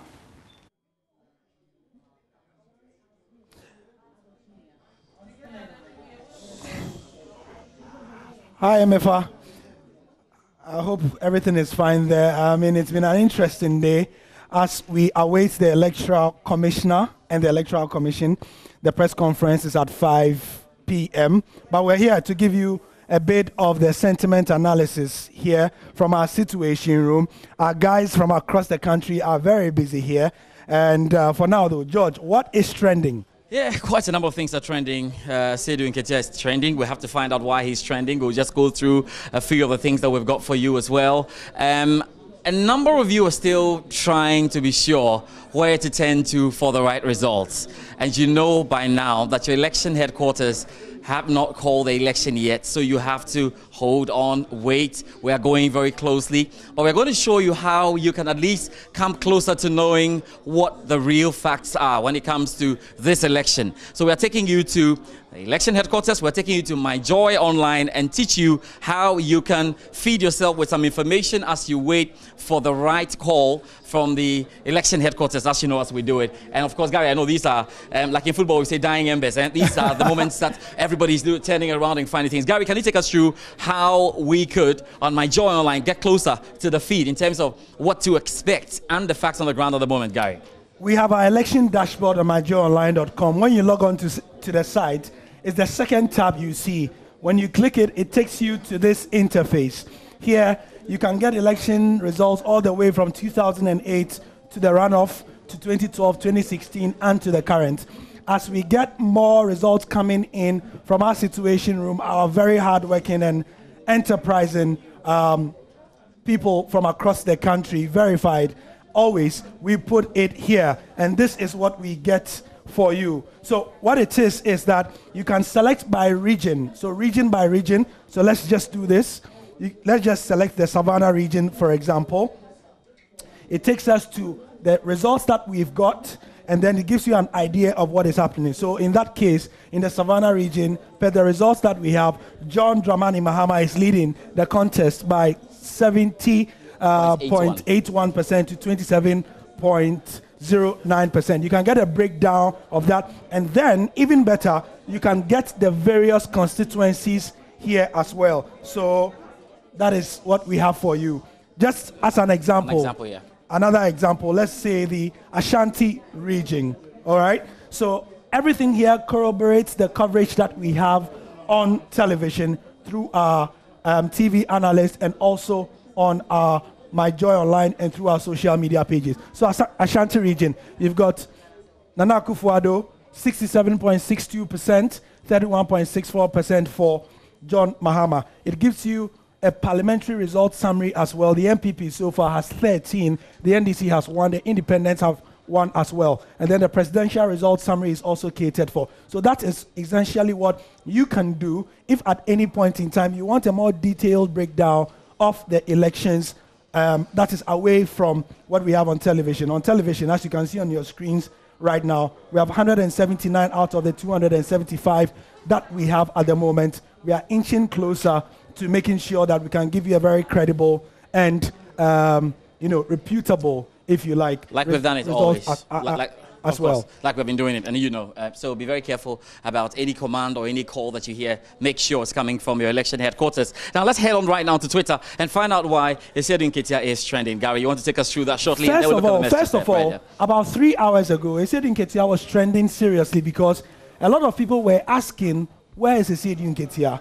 And then, of course, finally he showed up in that press conference we saw from the NDC. Now, following that, as you know, the key things he said were that the NDC was taking exception to some of the things that were happening, and that mainly, the reaction we are getting is to the fact that he said that Ghanaians should rise up and protect the ballot. So that is what we are getting in terms of reactions.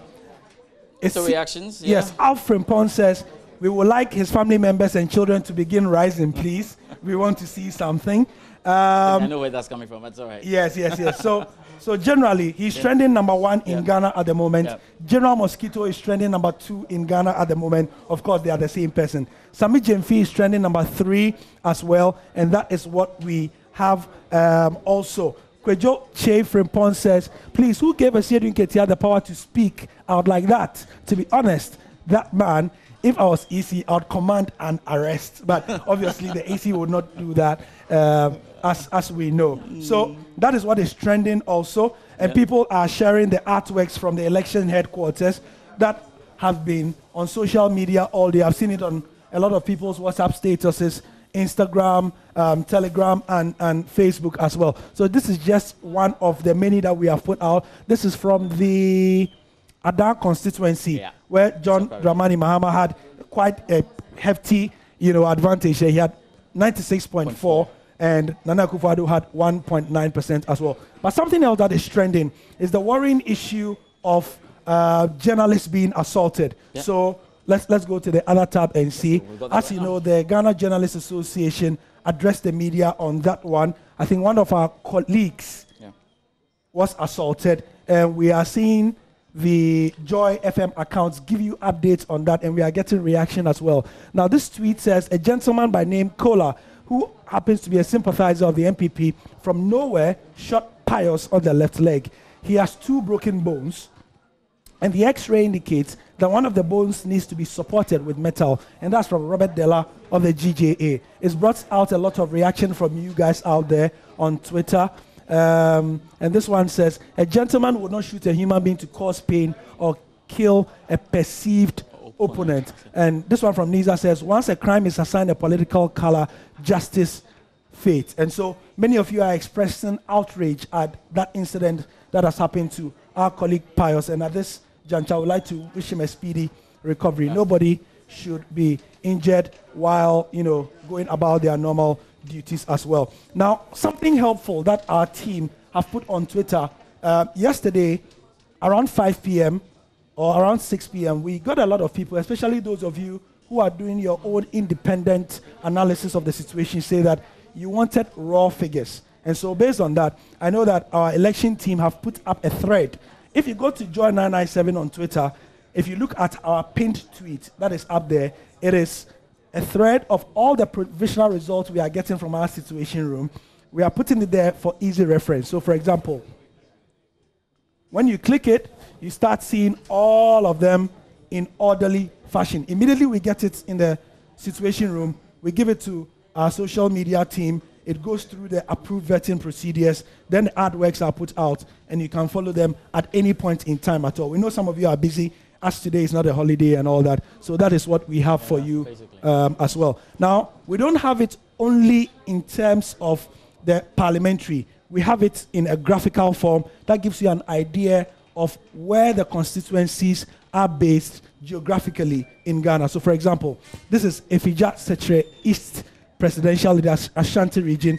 It gives you the idea of where it is and all the candidates and how it is in this graphical format. George? Well, I think it's pretty straightforward. So we expect you to have the kind of information that you need, especially as you wait for the call from your election headquarters. And we're keeping close tabs on everything else that's happening across Facebook, on Twitter. It's important indeed that you take it easy and beware of fake news, because so much in the system. That's why we have told you again, even when you see an artwork that has not been shared by any of our official handles, do not, even because there are a lot of cloning happening at the moment. So some people could go ahead and even use our logos and all. You always have to verify and be sure that it has been posted by our official handles, election headquarters. That's the only way you are sure that we have actually said this. And that's why we're working with a fantastic network. The things we are posting, you have heard on television, you have seen on television, you have heard on radio, and we are just putting this together. Of course, more to come. It's also important for us to note that there are a few cloning websites in this age of fake news that are cloning some of the more reputable media houses in Ghana. So, for example, there's a website called JoyNewsroom.com. Everything there is fake. It is not from us, and it's not verified from us. We have no association with them as well. Yeah, so please, that's the caution for you on social media trying to get it. I tell you that we're just at the point where we're getting into the real business of the election and getting to what all these elections actually mean right now. And so there's so much going to be coming from us in terms of social media reaction. We're keeping across all of it for you. And I tell you, you get everything that you want, Gary, of course. Yes, and just to wrap up, we are getting more results as they come in. So the procedure is simple. Yesterday we showed you our situation room. So let's just, George, I'll take you through the. Well, just have a look at it. Well, we'll see where it goes. But I'm sure you've had a look at it. They are very, very busy at the moment. They're having to get in the final calls. Gary, you were checking. At the time you did check, was about 179. 179. 179. Yes. So there's still a lot. Some work to be done, considerable work to be done, and very soon we'll be telling you what we have got. But it's a fantastic looking room. We've got the changeover, and it's looking nice at the moment. So we're happy about it, Gary. That is the latest update from our situation room. Over to you guys in the Joy News studio. Very much, Gary and George. You are on top of the trends, but you missed that. We are ahead now of you. It's 190 instead of 179. So we're moving. It's 190 out of the 275 constituencies declared now. Thank you very much, guys. I'll be coming back to you, and we'll get more. So 69.1%, just about 69%. That's where we are in terms of the declaration and the results that we have so far. But as we wait with bated breath for the official declaration from the Electoral Commission, most of you are tense. At this point, just relax. It will come. You voted, and you will get the outcome shortly. But the Peace Council chairman is joining us now, Reverend Dr. Ernest Edujemfi. He's joining us via Zoom for some thoughts of peace as we all wait for that much anticipated declaration by the Electoral Commission at 5 p.m. We are told. Thank you very much for your time, sir. Thank you for joining us via Zoom, Dr. Ernest Edujemfi. You can take it away, but if you can hear me, I would want to find out what you're also picking in terms of the results whilst we wait for the declaration from the Electoral Commission. Thank you very much. We are monitoring all the results. You're also visiting us in the situation room of the National Peace Council and WANEC. This is where we coordinate every activity about the election. We are thankful for the results so far declared or projected, but we want to appeal to all the political parties who are making press conferences here and there. We believe that by now you all have your pin sheets and you have an idea of where you are. Let us all be patient and allow the Electoral Commission to declare the results. The threats that are being issued by political parties is not in the interest of the country. And we want every political party to remain calm, every citizen remain calm. Let us wait patiently until we hear officially from the Electoral Commission. Well, but so far, I'm sure the latest is the NDC's General Secretary, Johnson Asiedu Nketia, mentioning or projecting a victory for the NDC. Earlier also, we heard the NPP do same. The EC earlier admonish these parties not to do so. But beyond just the call now, publicly, have you had cause to reach both parties on this particular trend, this position that they've taken? Yes, we are talking to the parties, we're talking to the leadership to tone down the tension. It is not necessary. You already have the results. You know what the position is. If you are winning, stay calm, the results will be declared. There is no need to issue threats and to bring the whole country under unnecessary tension. We are appealing to all of them. Everybody must be quiet. Let us wait for the electoral commissioner to finally declare the results.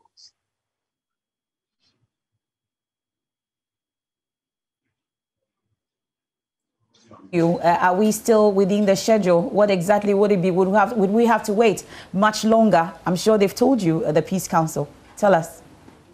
Well, the Electoral Commissioner has already made a commitment. What they said earlier on was their goal, that their goal was to declare the results within 24 hours. But if the results are not ready, they cannot declare results. And they have made it clear that what they stated earlier on is not cast in stone.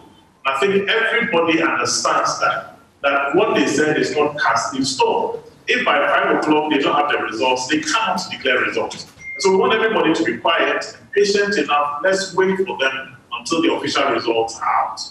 Okay, but generally though, in terms of peace and the situation as we've recorded in the country, I can see you in your situation room picking, information from across the country. What's your general assessment in terms of what we've recorded in the area of peace and calm and tension? What exactly have you picked up? Generally, the election was peaceful across the country. There were a few skirmishes, a few incidents. Those that required the attention of the Electoral Commissioner, we called them and spoke to them. Those that required the attention of the security forces, we called and spoke to them, brought the attention to all these. Generally, it's been peaceful. There have been a few skirmishes, but I think that overall, it has been a peaceful exercise. Well, so after the declaration also, most of the times we record some chaotic scenes when people start jubilating and then also attacking those who lost and all. I'm sure you started reaching out ahead of that, have you? Yes, we are making all those contacts, trying to mitigate anything that might come up at the end of the declaration of the results. Well, Dr. Ernest Edu-Gyamfi, we'll leave it here for now. I'm sure as and when our doors are wide open for you, and we'll join you again from your situation room. Thank you so much. That's the chairperson of the National Peace Council, Dr. Ernest Edu-Gyamfi there, calling for calm ahead of declaration of results. It's a good time to take you to Studio 997 and join Benjamin Akakpo and Suleimana Brahima. Of course, they have a word or two on that.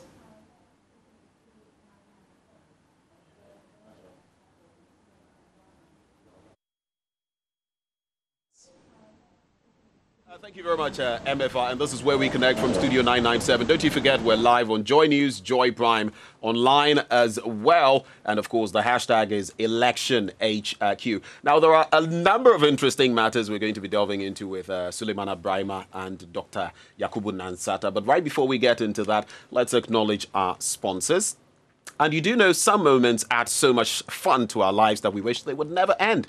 Like your Friday night hangout with boys and girls over some Chapman on rocks. But who says you can't carry these fun moments with you everywhere you go? Bell Chapman makes it possible to relive the pleasures of Friday night with the delicious Chapman cocktail in a 350 and 500 milliliter bottle. Carry the fun indoors this Christmas with Bell Chapman and enjoy the perfect blend of blackcurrant, lemon and vitamins as you unwind after a hard day's work.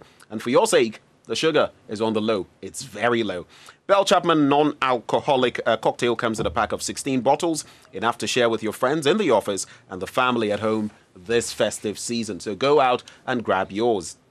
Now let's talk reading, and of course, Kingdom Books comes to mind, saying it does not come by chance. You need to read, and read the right books early on in life. And that is why Kingdom Books, your number one stop shop when it comes to books and stationery with over 40 years experience, is offering great discounts to readers and learning materials to help your kids to say it right.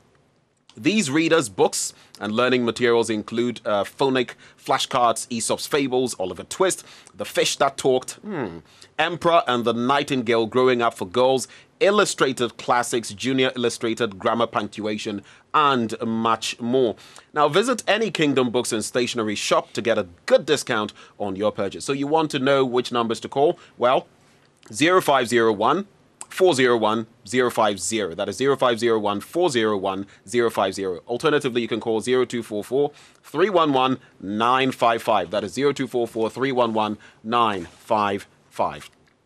It's the 70th anniversary of the Graphic Communications Group, and to say thank you to our cherished readers, vendors, and all stakeholders as we celebrate our 70th anniversary, the Graphic Communications Group is giving away a whopping 4 brand new Kia Pega saloon cars, plus over 1 million CDs and prizes in the Graphic at 70 loyalty promo.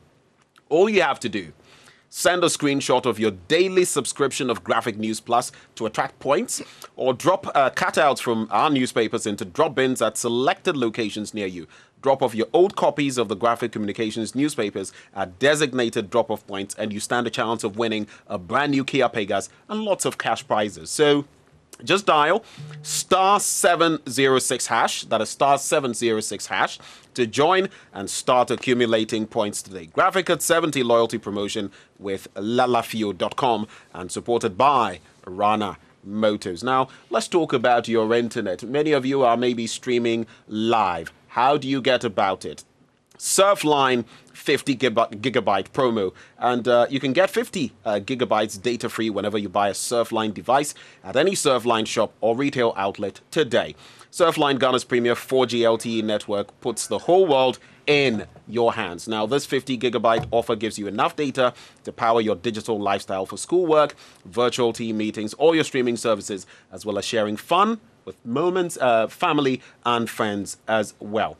So they have great packages for you. All you have to do, walk into any of our shops or retail outlets in Accra, Tema and Takrady to buy a device and redeem 50 gigabytes of internet instantly, all for free. Surfline, it's about time.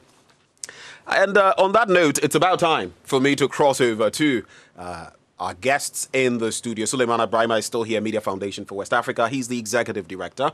And there's also Dr.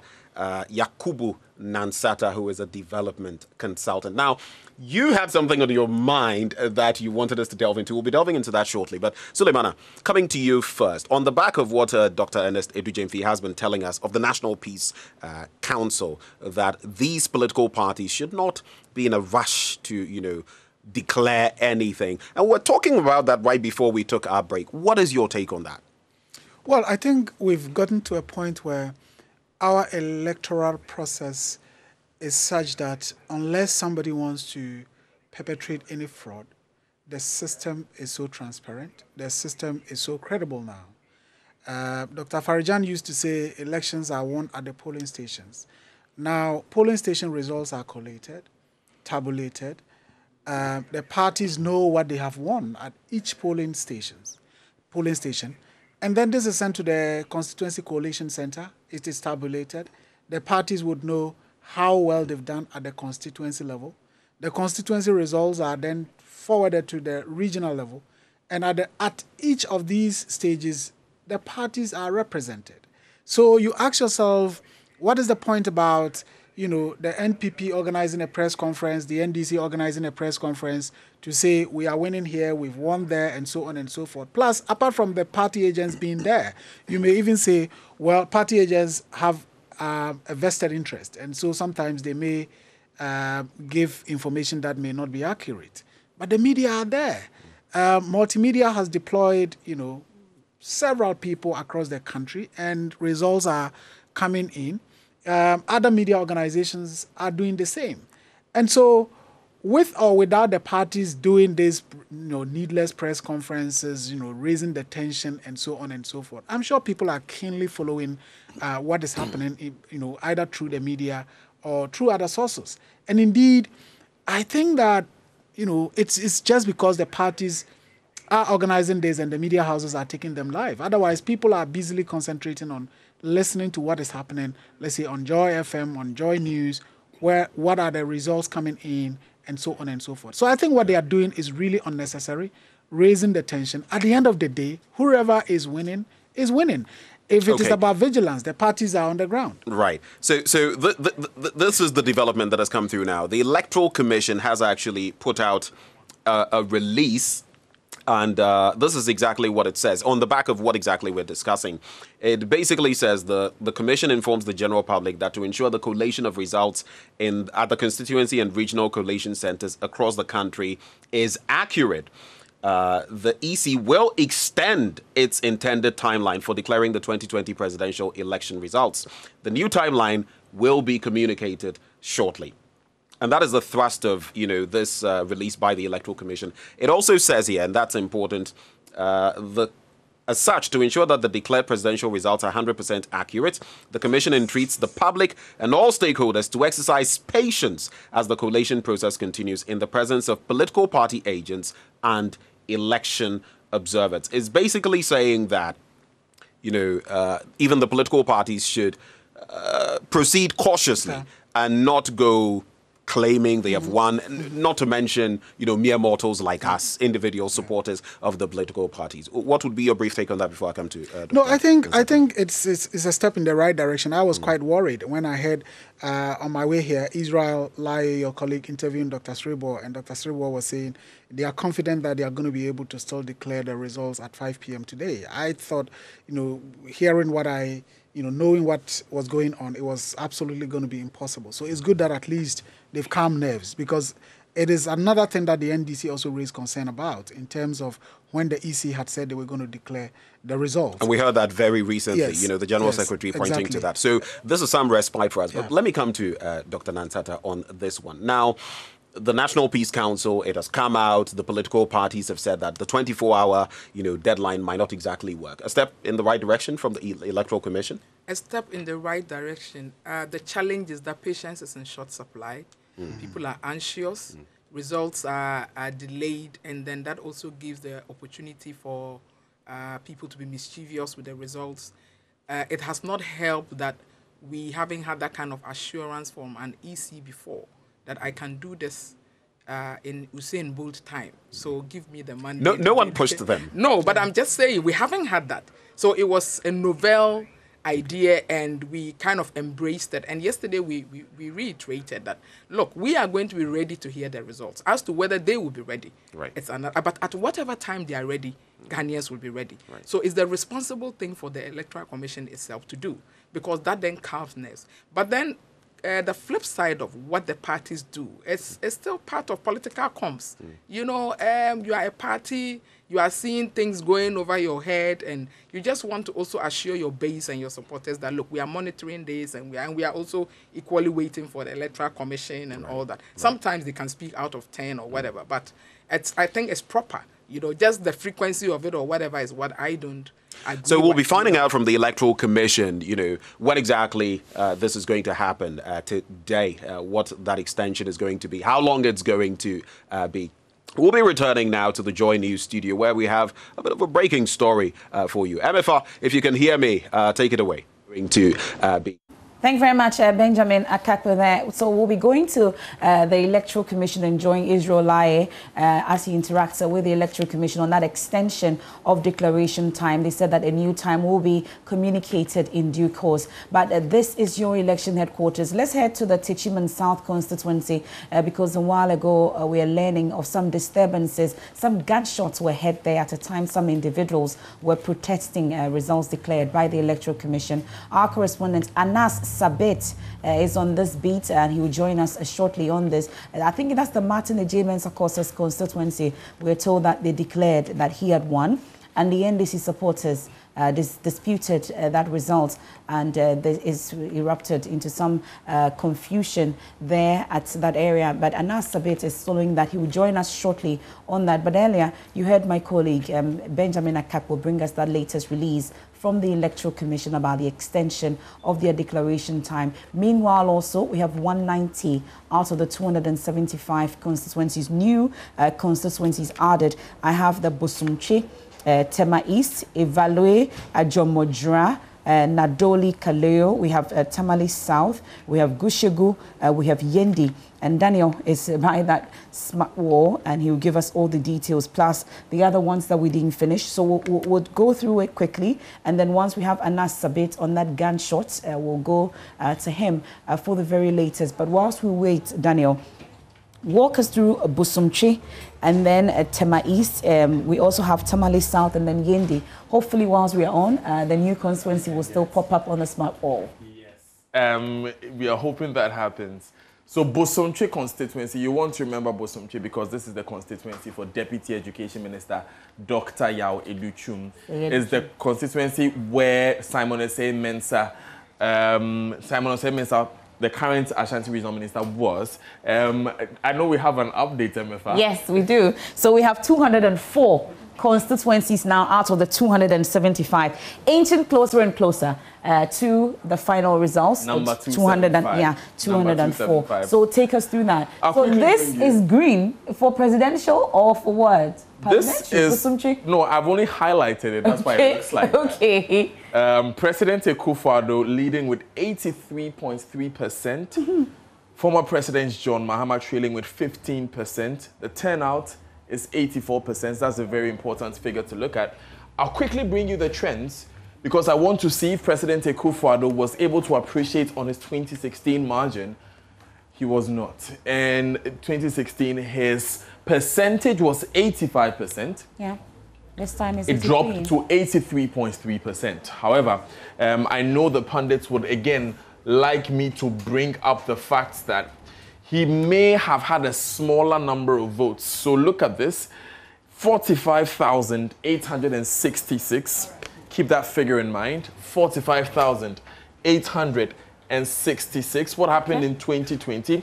57,939. So it's a larger figure. Again, like I always say, a bigger piece of pie, but a smaller piece of a bigger pie.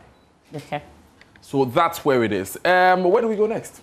So let's go to Tema East. Let's come to Greater Accra Region. Now, I'll tell you why Tema East is important. Very, very important. Tema East. This is where Titus Glover, Daniel Titus Glover, MP3. MP what? Now he's former MP. So he was in 2012. He won by 3 votes in the parliamentary. And that earned him the MP3 title. The MP3 accolade. He stretched it in 2016. Unfortunately, the party has been nudged out. For the sake of Mr. Titus Glover, I'm going to bring you the parliamentary results very quickly. 42.9%, 32,230 votes. So Isaac Odampton is now the MP for? Isaac Odampton is now the MP. I'll take you back to presidential because we are heading towards that 275 figure and the point where we can safely call the election. Look at the trends, MFA. Look at the trends for Tema East. Save 2012, when the NDC won presidential, Tema East has been a big blue bird flying for the NPP. Unfortunately, the NPP has lost hold. And if I was a pundit, I may never have seen this coming because I'll look at 2016, look at that appreciation of 54.9% and tell myself, from what the NDC got in 2012, which was 49.9%. And say I have the momentum. However, in 2000, the NPP got 70.8%. They've never gotten that kind of tally again. Now it's the highest. It's actually been going down. And 61%, 53.3%, 54% a marginal increment. But they could not keep it this year round. The pundits will have a field day. And now, there's another constituency here that we must really be interested in, the Adentan constituency. Yeah. Another one of the top 10 most populous constituencies. You're going to see some big figures here. It's 113,000 votes up for grabs. John Mahama picked 60,549 of them.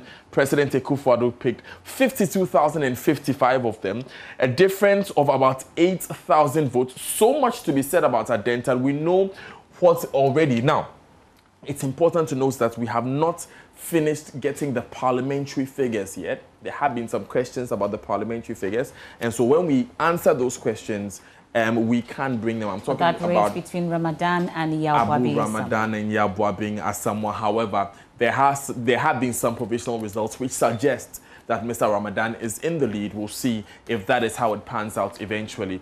The trend is always an interesting story to look at, MFR. It looks like when Adentan picks you, you are the chosen one to enter Jubilee House. Apart from 2004, where they broke that, where they jinxed themselves, if I can use that. And then it goes into 2008, 2012, where they vote NDC and NDC retains power. So very interesting. MFR, I know there's a lot for us to see from across the country, but we have completed another constituency that, I don't know if you have time for us to look at Ahafo. We'll just hold on and do Ahafo shortly, because we'll have to go to Tamale South as well, which are the new ones. And then the 204, I'm sure we've added more. Like I said, we were at 190, then we added more. So we are now at 204 out of the 275 constituencies. I'll be giving you the new constituencies that we've added. And also, I was telling you earlier about a situation where Anas Sabit has been reporting on. There's some shooting incident. I have the view of what actually happened. The footage is in your shots now. You can see what actually transpired earlier. That's a collation center that resulted in some gunshots later on out there. And you can see a number of security men armed, wearing their helmets and all. You can see when the fight broke out, we have some military men also inside there and shoving, pushing.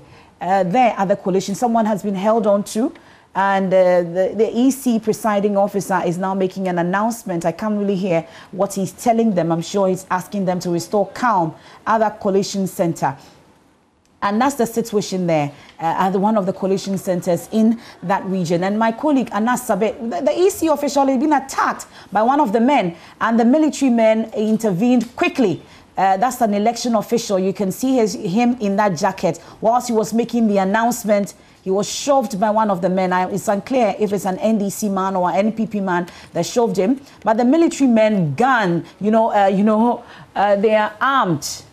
They are armed. Guns, I can count about 3, 4, 5 military men in there. Police officials also numbering a number of them. But they've been able to overpower the man that's shoved the EC official whilst he was making that announcement. Anas Sabit will make sense of what I'm seeing in that shot. He will join us shortly and help us. So 2 persons sustained gunshot wounds in the process in Techiman. That's one of the collation centers. So Anas Sabit is yet to join us, but you can see them. But if you're watching us or you're listening to us on radio, I've been recounting to you what I'm seeing in that shot in Techiman that led to the 2 persons sustaining gunshot wounds. But it looks like the security men have that situation under control, made up of CID officials, military, police, all armed fully. They've been able to bring that situation under control. But 2 persons also managed to sustain gunshot wounds. I'll tell you what their situation is currently when my colleague Anas Sabit joins us shortly. But that's the situation. So whilst we get Anas, Daniel, let me come back to you. So we look at the Ahafo region. MFR, another interesting story. As you can see here, already after just a cursory glance, you can see that it looks like this is a blue river here.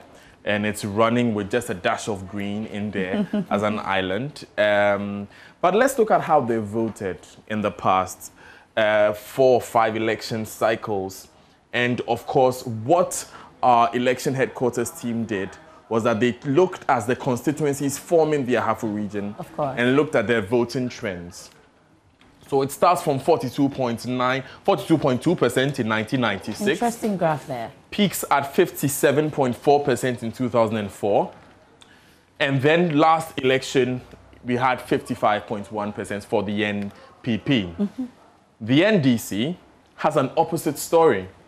Peaked at 57.00% in 1996.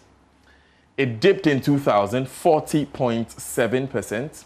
The last election, it had 44.4%. This election, and I just had the figures delivered to us by our team, and Kofi AJ is doing some great work back there. The NPP polled 59.42%.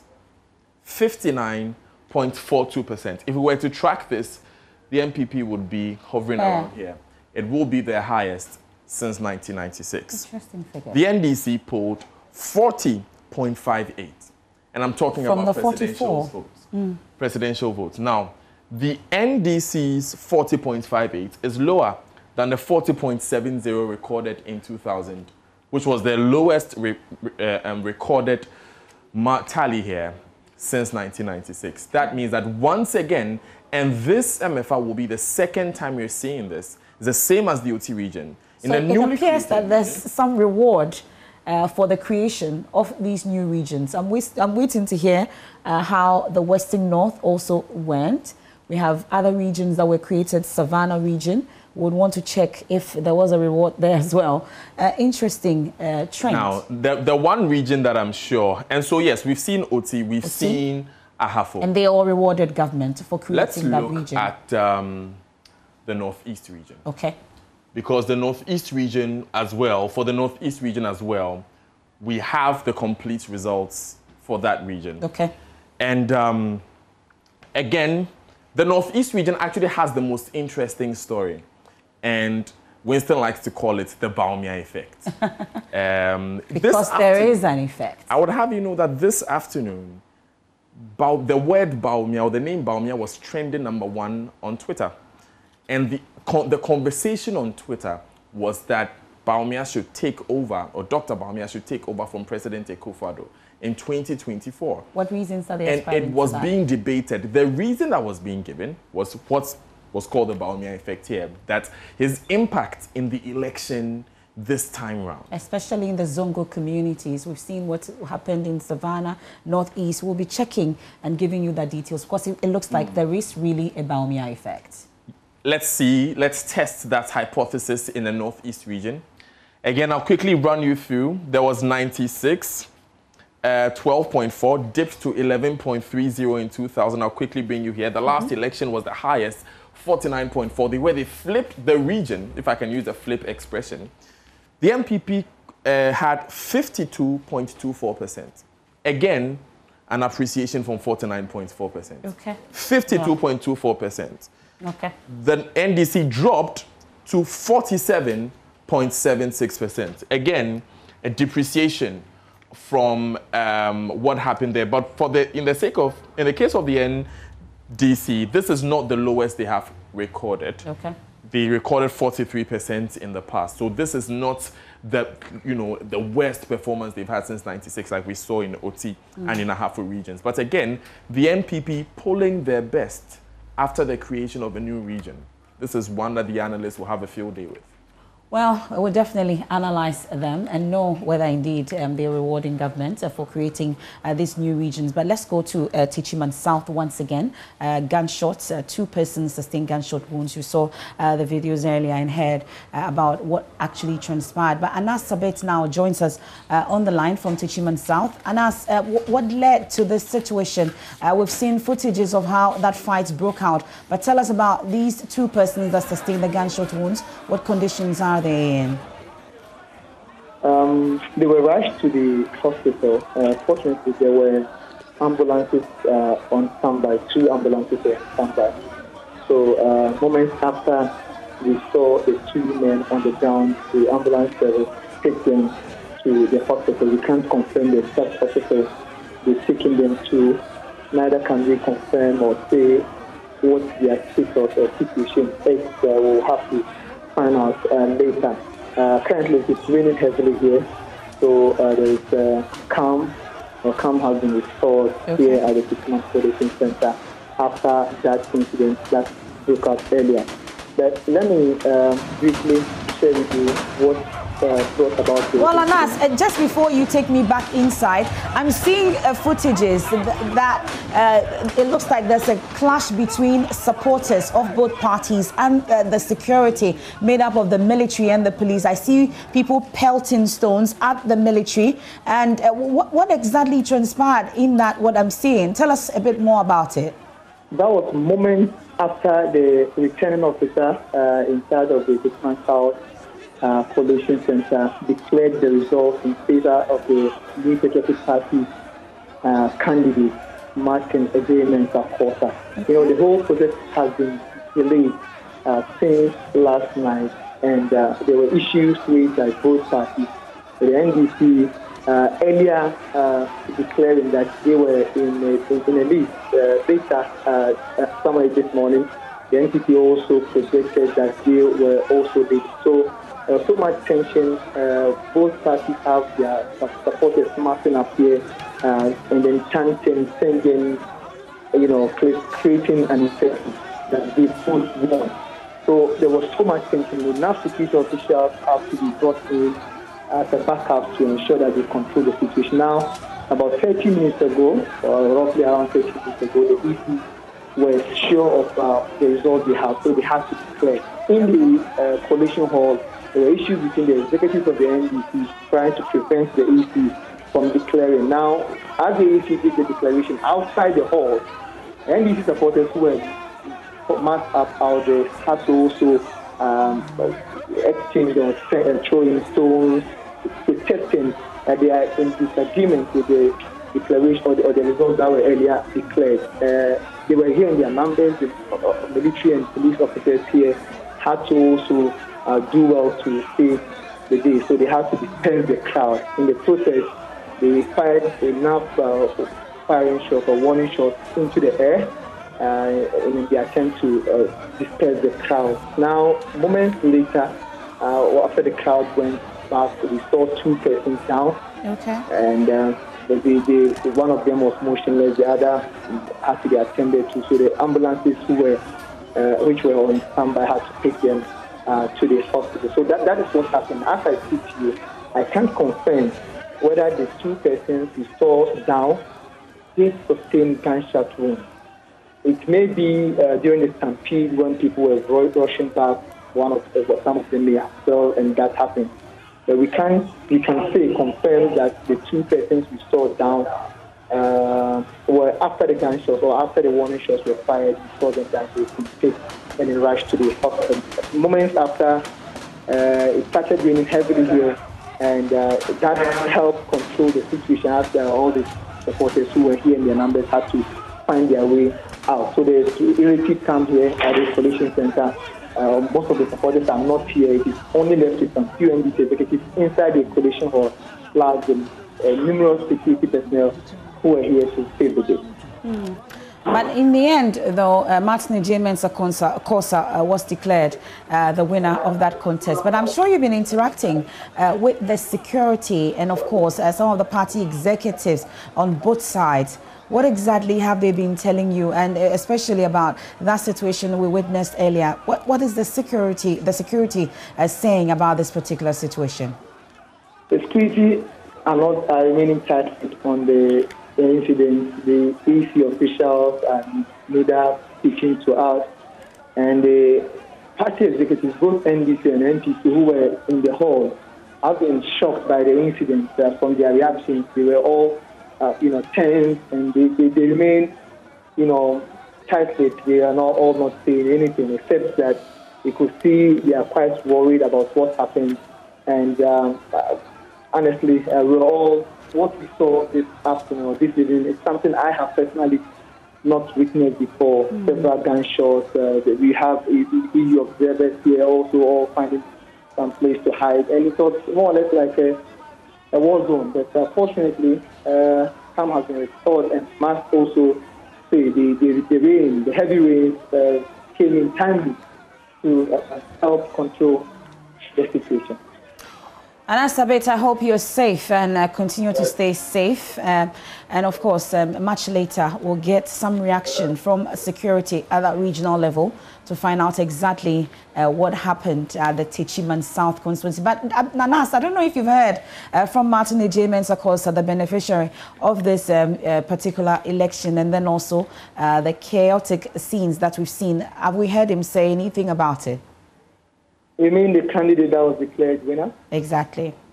Yes, unfortunately, after the declaration, he went out and then in jubilant mood with some NPP supporters who were already outside. So they moved with their car, and we were unable to get him even and speak to us.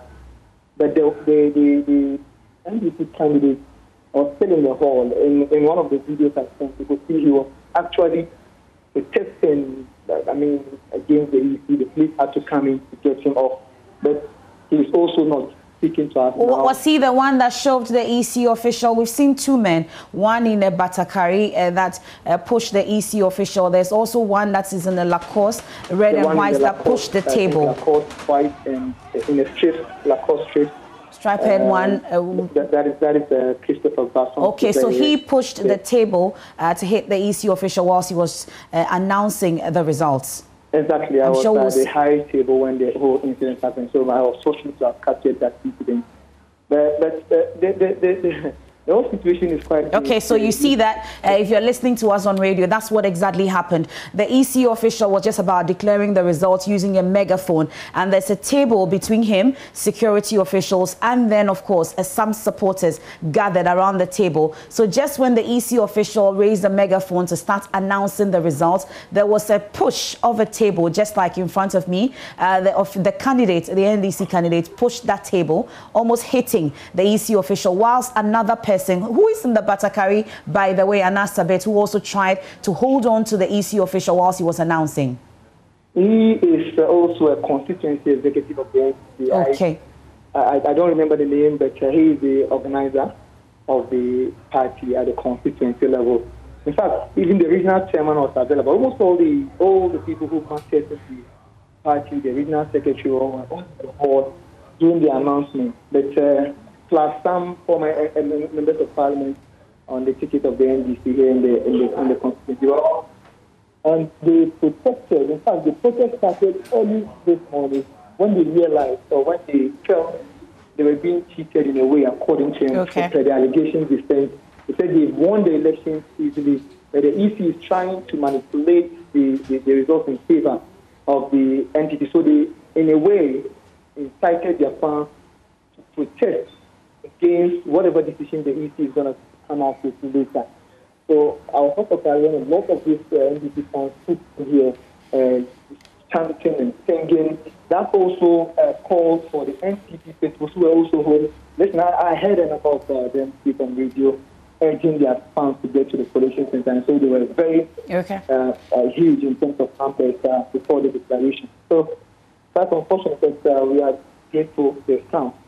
As I speak to you. Anasabet, thank you very much. And you may want to check on the two persons that sustained the gunshot wounds. Much later, we'll get an update on their situation. Thank you very much. That's Anasabet bringing us the situation from Techiman South. Of course, I'll go back to Studio 997 and join my colleague Benjamin Akako. But before then, so we have 204 out of 275 results. Presidential, that's where we stand. 204 out of the 275. Benjamin Akako, if you're on standby, you have Dr. Nansata and Suleiman Abrahima. Take it away.